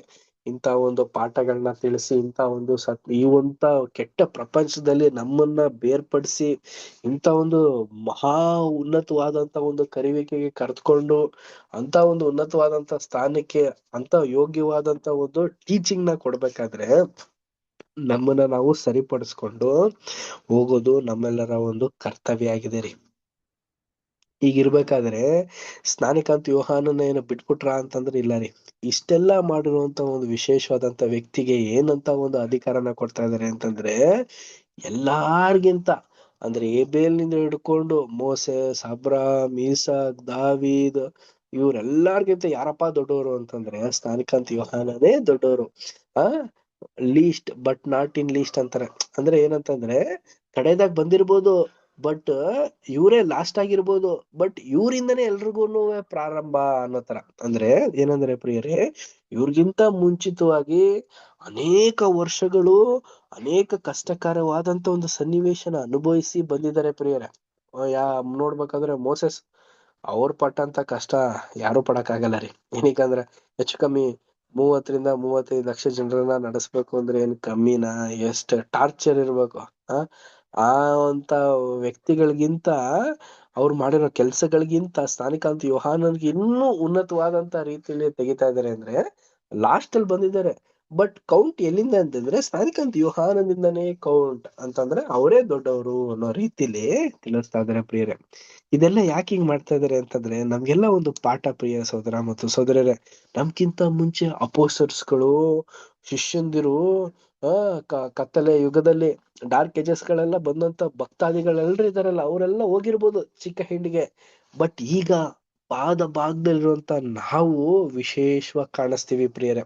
ಏನಕ್ಕಂದ್ರೆ ಅವ್ರಿಗೆಲ್ಲ ಸ್ವಲ್ಪ ಸ್ವಲ್ಪ ಸ್ವಲ್ಪ ಸ್ವಲ್ಪ ಸತ್ಯ ಗೊತ್ತು, ಬಟ್ ಈಗ ನಮಗೆ ಹೇರಳವಾದಂತ ಒಂದು ಸತ್ಯ, ಹೇರಳವಾದಂತ ಒಂದು ಜ್ಞಾನ, ಹೇರಳವಾದಂತ ಒಂದು ಡಿಸಿಷನ್ಸ್ ತಗೊಳ್ಳುವಂತ ಒಂದು ವಿವೇಕನ ದೇವರು ನಮ್ಗೆ ಅನುದಿನವೂ ವೇದ ವಾಕ್ಯಗಳಿಂದ ಪೋಷಿಸಿ, ಸತ್ಯವಾಕ್ಯಗಳಿಂದ ನಮ್ಮನ್ನ ಅಭಿವೃದ್ಧಿ ಪಡಿಸಿ ತಂದಿರ್ಬೇಕಾದ್ರೆ, ನಾವು ಕ್ರಿಸ್ತ ಒಂದು ರಾಜ್ಯಕ್ಕೆ ಹೋದಾಗ ಅಲ್ಲಿ ತಗೊಳ್ಳುವಂತ ಒಂದು ವಿವೇಕ ಪೂರ್ವಕವಾದಂತ ಒಂದು ಆಲೋಚನೆಗಳನ್ನ ತಂದೆ ದೇವರು ಯೇಸು ಕ್ರಿಸ್ತರು ಎದುರು ನೋಡ್ತಾ ಇದಾರೆ ಪ್ರಿಯರೇ. ಏನಕ್ಕಂದ್ರೆ ಯೇಸು ಕ್ರಿಸ್ತರೇ ನಡ್ಸೋದು, ಬಟ್ ಅಂಗಂಗಳಾಗಿರೋಂತ ನಾವು ಥಿಂಕ್ ಮಾಡುವಂತ ಒಂದು ಮೈಂಡ್ ಸೆಟಪ್ ಇರುತ್ತಲ್ಲ, ಅದೇ ವಿಭಿನ್ನವಾದಂತ ರೀತಿ. ಉದಾಹರಣೆ ನೋಡ್ಬೇಕಾದ್ರೆ, ಈಗ ಒಂದು ವಸ್ತುನ LKG UKG ಮಕ್ಳು ಕೊಡೋದು ಮತ್ತೆ ಇದೇ ಒಂದು ವಸ್ತುನ ಆ ದೊಡ್ಡ ಮಕ್ಳಿಗೆ ಕೊಡೋದಕ್ಕೂ ವ್ಯತ್ಯಾಸ ಇರುತ್ತೆ ಅಲ್ವಾ. LKG UKG ಮಕ್ಳಿಗೆ ಏನೋ ಒಂದು ವಸ್ತು ಕೊಟ್ಬಿಟ್ರೆ ಅವ್ರು ಏನ್ ಮಾಡ್ತಾರೆ, ಅದನ್ನ ಆಟ ಆಡ್ಬಿಡ್ತಾರೆ. ಅದೇ ದೊಡ್ಡ ಮಕ್ಳಿಗೆ ಕೊಟ್ರೆ ಅದರ ಬಗ್ಗೆ ಒಂದು ಜ್ಞಾನ ಇರುತ್ತೆ, ಅದನ್ನ ಯಾವ ರೀತಿ ಉಪಯೋಗಿಸ್ಬೇಕು ಅನ್ನೋ ಒಂದು ವರ್ತನೆ ಅನ್ನೋದೆಲ್ಲ ಇರುತ್ತೆ. ಅದೇ ಪ್ರಕಾರ ರೀ ನಮ್ಮನ್ನ ಏನಾಗಿದ್ದಾರೆ ಅಂತಂದ್ರೆ, ಚಿಕ್ಕವರಾಗಿರ್ಬೋದು, ನಮ್ಗೆ ಈ ಲೋಕದಲ್ಲಿ ಲೋಕದಲ್ಲಿರುವಂತವ್ರ ಜ್ಞಾನಕ್ಕಿಂತ ಆತ್ಮಿಕವಾಗಿರುವಂತ ನಮ್ಗೆ ಬಹು ಉನ್ನತವಾದಂತ ಒಂದು ಜ್ಞಾನನ, ಬಹು ಉನ್ನತವಾದಂತ ಒಂದು ಗುಣಲಕ್ಷಣಗಳನ್ನ ತಂದೆ ದೇವ್ರು ಯೇಸು ಕ್ರಿಸ್ತರು ತುಂಬಿಸ್ಬೇಕಾದ್ರೆ, ಇದನ್ನ ನಾವು ಅರಿತುಕೊಂಡು ಈ ಒಂದು ಉನ್ನತವಾದಂತ ಒಂದು ಕರಿವಿಕೆಯಲ್ಲಿ ಇರ್ಬೇಕಾದ್ರೆ, ನಾವು ಕೂಡ ಸ್ನಾನಿಕಾಂತ ಯೋಹಾನ ರೀತಿಯಲ್ಲೇ ಇದೀವಿ ಅಂತ ಅನ್ಕೊಂಡು, ಹೇಗೆ ಸ್ನಾನಿಕಾಂತ ಯೋಹಾನನ ಲೋಕನ ತ್ಯಜಿಸಿದ್ರೋ ಅದೇ ಪ್ರಕಾರ ನಾವು ನಮ್ಮ ಒಂದು ಶರೀರನ ತ್ಯಜಿಸಿ ಆತ್ಮಿಕವಾದಂತ ಶರೀರ ಧರಿಸ್ಕೊಂಡು ಕ್ರಿಸ್ತನ ಬಳಿಗೆ ಹೋಗೋದಿಕ್ಕೆ ಸಿದ್ಧರಾಗಿರೋಣ. ದೇವ್ರ ವಾಕ್ಯಗಳನ್ನ ಆಶೀರ್ವದಿಸ್ಲಿ. ಸೊ ಮುಂದಿನ ಒಂದು ವಾರದಲ್ಲಿ ಇನ್ನೊಂದು ವಿಶೇಷವಾದಂತ ಒಂದು ಪಾಠ ಇರುತ್ತೆ. ಆ ಒಂದು ಪಾಠ ಬಂದು ಕೆಫರ್ನೌಮ್ ಮತ್ತು ಗಲಿಲಾಯದಲ್ಲಿ ನಡೆದಿರುವಂತ ಒಂದು ಪಾಠ. ಏನಂದ್ರೆ ಹೆಚ್ಚು ಕಮ್ಮಿ 5,000 ಜನರಿಗೆ ಯಾವ ರೀತಿ ಊಟ ಕೊಟ್ಟಿರ್ಬೋದು. ಇದು ಒಂದು ಬ್ಯೂಟಿಫುಲ್ ಪಾಠ ರೀ. ಮುಂದಿನ ವಾರ ಮಾತ್ರ 5,000 ಜನರಿಗೆ ಹೆಂಗ್ ಊಟ ಕೊಟ್ಟಿರಕ್ ಸಾಧ್ಯ, 5,000 ಜನರಿಗೆ ಅಡಿಗೆ ಹೆಂಗ್ ಮಾಡಿರ್ಬೋದು, ಹೆಂಗ್ ಆಗಿರ್ಬೋದು, ಹೆಂಗ್ 1 to double ಹೆಂಗ್ ಆಗಿರ್ಬೋದು ಅನ್ನೋದು ವಿಚಾರನ ನಾವು ಮತ್ತಾಯ, ಮಾರ್ಕ, ಲೂಕ, ಯೋಹಾನದಲ್ಲಿ ಓದಿ ಇದರಲ್ಲಿ ಒಂದು ಡೀಪ್ ಮೀನಿಂಗ್ ಪಾಠನ ನಾವು ನೋಡುವಂತವರಾಗಿರೋಣ.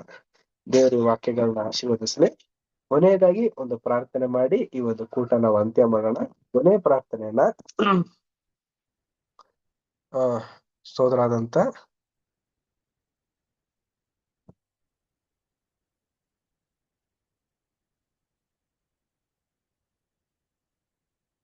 ಮೋಹನ್ ರಾಜ್ ಬ್ರದರ್ ಮಾಡ್ಬೇಕಾ ಕೇಳ್ಕೊಳ್ತೀನಿ. ಓಕೆ ಬ್ರದರ್, ಕೇಳಿಸ್ತಾ ಬ್ರದರ್? ನಂದು ವಾಯ್ಸ್ ಕೇಳಿಸ್ತಾ ಬ್ರದರ್? ಕೇಳಿಸ್ತಾ ಇದೆ ಬ್ರದರ್. Thank you. ಪ್ರಾರ್ಥನೆ ಮಾಡೋಣ. ಸರ್ವಶಕ್ತನು, ಮಹೋನ್ನತನು, ಸರ್ವ ಸೃಷ್ಟಿಗೆ ಯಜಮಾನಾಗಿರ್ತಕ್ಕಂಥ ಪರಲೋಕದ ಜೀವುಳ ನಮ್ಮ ತಂದೆಯಾದ ದೇವರೇ, ಮತ್ತೊಂದು ಆರ್ತಿ ನಿನಗೆ ಕೃತಜ್ಞತೆಯನ್ನು ಸಲ್ಲಿಸ್ತೇವೆ ತಂದೆ. ನೀನ್ ಮಾಡಿದ ಎಲ್ಲ ಮಹೋಪಕಾರಗಳಿಗೆ ನಿಮ್ಮನ್ನು ಹೊಂದಿಸ್ತೇವೆ, ನಿಮ್ಮನ್ನು ಆರಾಧಿಸ್ತೇವೆ. ನಮ್ಮನ್ನು ಜೀವಿತರ ಒಂದು ಸಂಖ್ಯೆ ನಡೆಸಿ ಸಾಯಂಕಾಲ ವೇಳೆಯಲ್ಲಿ ನಿನ್ನ ಜೀವುಳ ಒಂದು ವಾಕ್ಯಗಳನ್ನು ಕಲಿಯುವಂತ ಕೊಟ್ಟಂತ ಅವಕಾಶಕ್ಕಾಗಿ ನಿನಗೆ ಕೃತಜ್ಞತೆಯನ್ನು ಸಲ್ಲಿಸ್ತೇವೆ. ನಿರೇಶ್ ಬ್ರದರ್ ಅವ್ರ ಮೂಲಕ ಉತ್ತಮ ಅಂತ ಸಂದೇಶವನ್ನು ನಮ್ಗೆ ಕೊಟ್ಟಿದ್ದೀರಿ, ನಿಮಗೆ ಸ್ತೋತ್ರ. ಸ್ನಾನಿಕನಾದ ಯೋಹನ ಕುರಿತು ಮತ್ತು ಎಲೆಯನ್ನು ಕುರಿತು ಇರುವಂತ ವ್ಯತ್ಯಾಸಗಳು ಮತ್ತು ಅದರಲ್ಲಿರುವಂತ ಅಡಕವಾಗಿರ್ತಕ್ಕಂಥ ರಹಸ್ಯಗಳ ಕುರಿತು ಅನೇಕ ವಿಷಯಗಳನ್ನು ನಮಗೆ ತಿಳಿಪಡಿಸಿದಕ್ಕಾಗಿ ನಿಮಗೆ ಕೃತಜ್ಞತೆಯನ್ನು ಸಲ್ಲಿಸ್ತೇವೆ ತಂದೆಯಾದ ದೇವರೇ. ಅವರನ್ನು ಇನ್ನೂ ಹೆಚ್ಚಾಗಿ ನೀವು ಉಪಯೋಗಿಸಿರಿ, ಜ್ಞಾನದಲ್ಲಿ ಅವರನ್ನು ಬಲಪಡಿಸಿರಿ ಅಂತ ಪ್ರಾರ್ಥನೆ. ಮತ್ತು ಅವರ ಕುಟುಂಬವನ್ನು ಸಹ ನೀನು ಆಶೀರ್ವಿಸಿ ನಡೆಸಂತ ಪ್ರಾರ್ಥಿಸ್ತೇವೆ. ಮಾತ್ರವಲ್ಲದೆ ಸೇರಿ ಬಂದಿರತಕ್ಕಂಥ ಎಲ್ಲಾ ಸಹೋದರ ಮತ್ತು ಸಹೋದರಿಯರನ್ನು, ಅವರೆಲ್ಲರ ಕುಟುಂಬ ಮಕ್ಕಳ ಸಹಿತವಾಗಿ ತಂದೆ ನೀವು ಕಾಪಾಡಿ ನಡೆಸಿರಿ.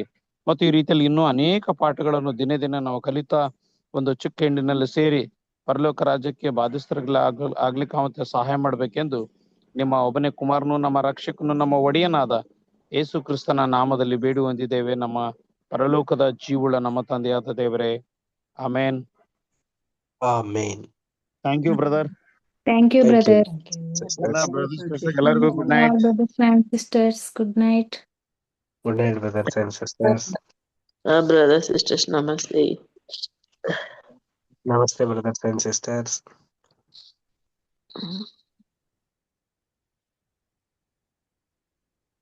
ಎಲ್ಲಾ ಸೋದರಿಗೂ ನಮಸ್ತೆ. ನಮಸ್ತೆ ಶ್ರೀಕಾಂತ್ ಬ್ರದರ್. ನಮಸ್ತೆ ನವಿತಾ ಸಿಸ್ಟರ್. ನಮಸ್ತೆ ಆನಂದ್ ಬ್ರದರ್. ನಮಸ್ತೆ ರವಿ ಬ್ರದರ್. ನಮಸ್ತೆ ಶ್ವೇತಾ ಸಿಸ್ಟರ್. ನಮಸ್ತೆ ಶಾಂತಮ್ಮ ಸಿಸ್ಟರ್. ರೇಷ್ಮಾ ಸಿಸ್ಟರ್ ನಮಸ್ತೆ. Namaste, brother. ಎಲ್ಲರಿಗೂ ನಮಸ್ತೆ. ನಮಸ್ತೆ brothers and sisters. Good night. ನಮಸ್ತೆ ಶ್ವೇತಾ ಸಿಸ್ಟರ್. ನಮಸ್ತೆ. ರೇಷ್ಮಾ ಸಿಸ್ಟರ್ ನಮಸ್ತೆ. ಮಕ್ಕಂಬಟ್ಟ ನಿದ್ದೆ. ಇರ್ಲಿ. Okay, bye brothers and sisters. Good night.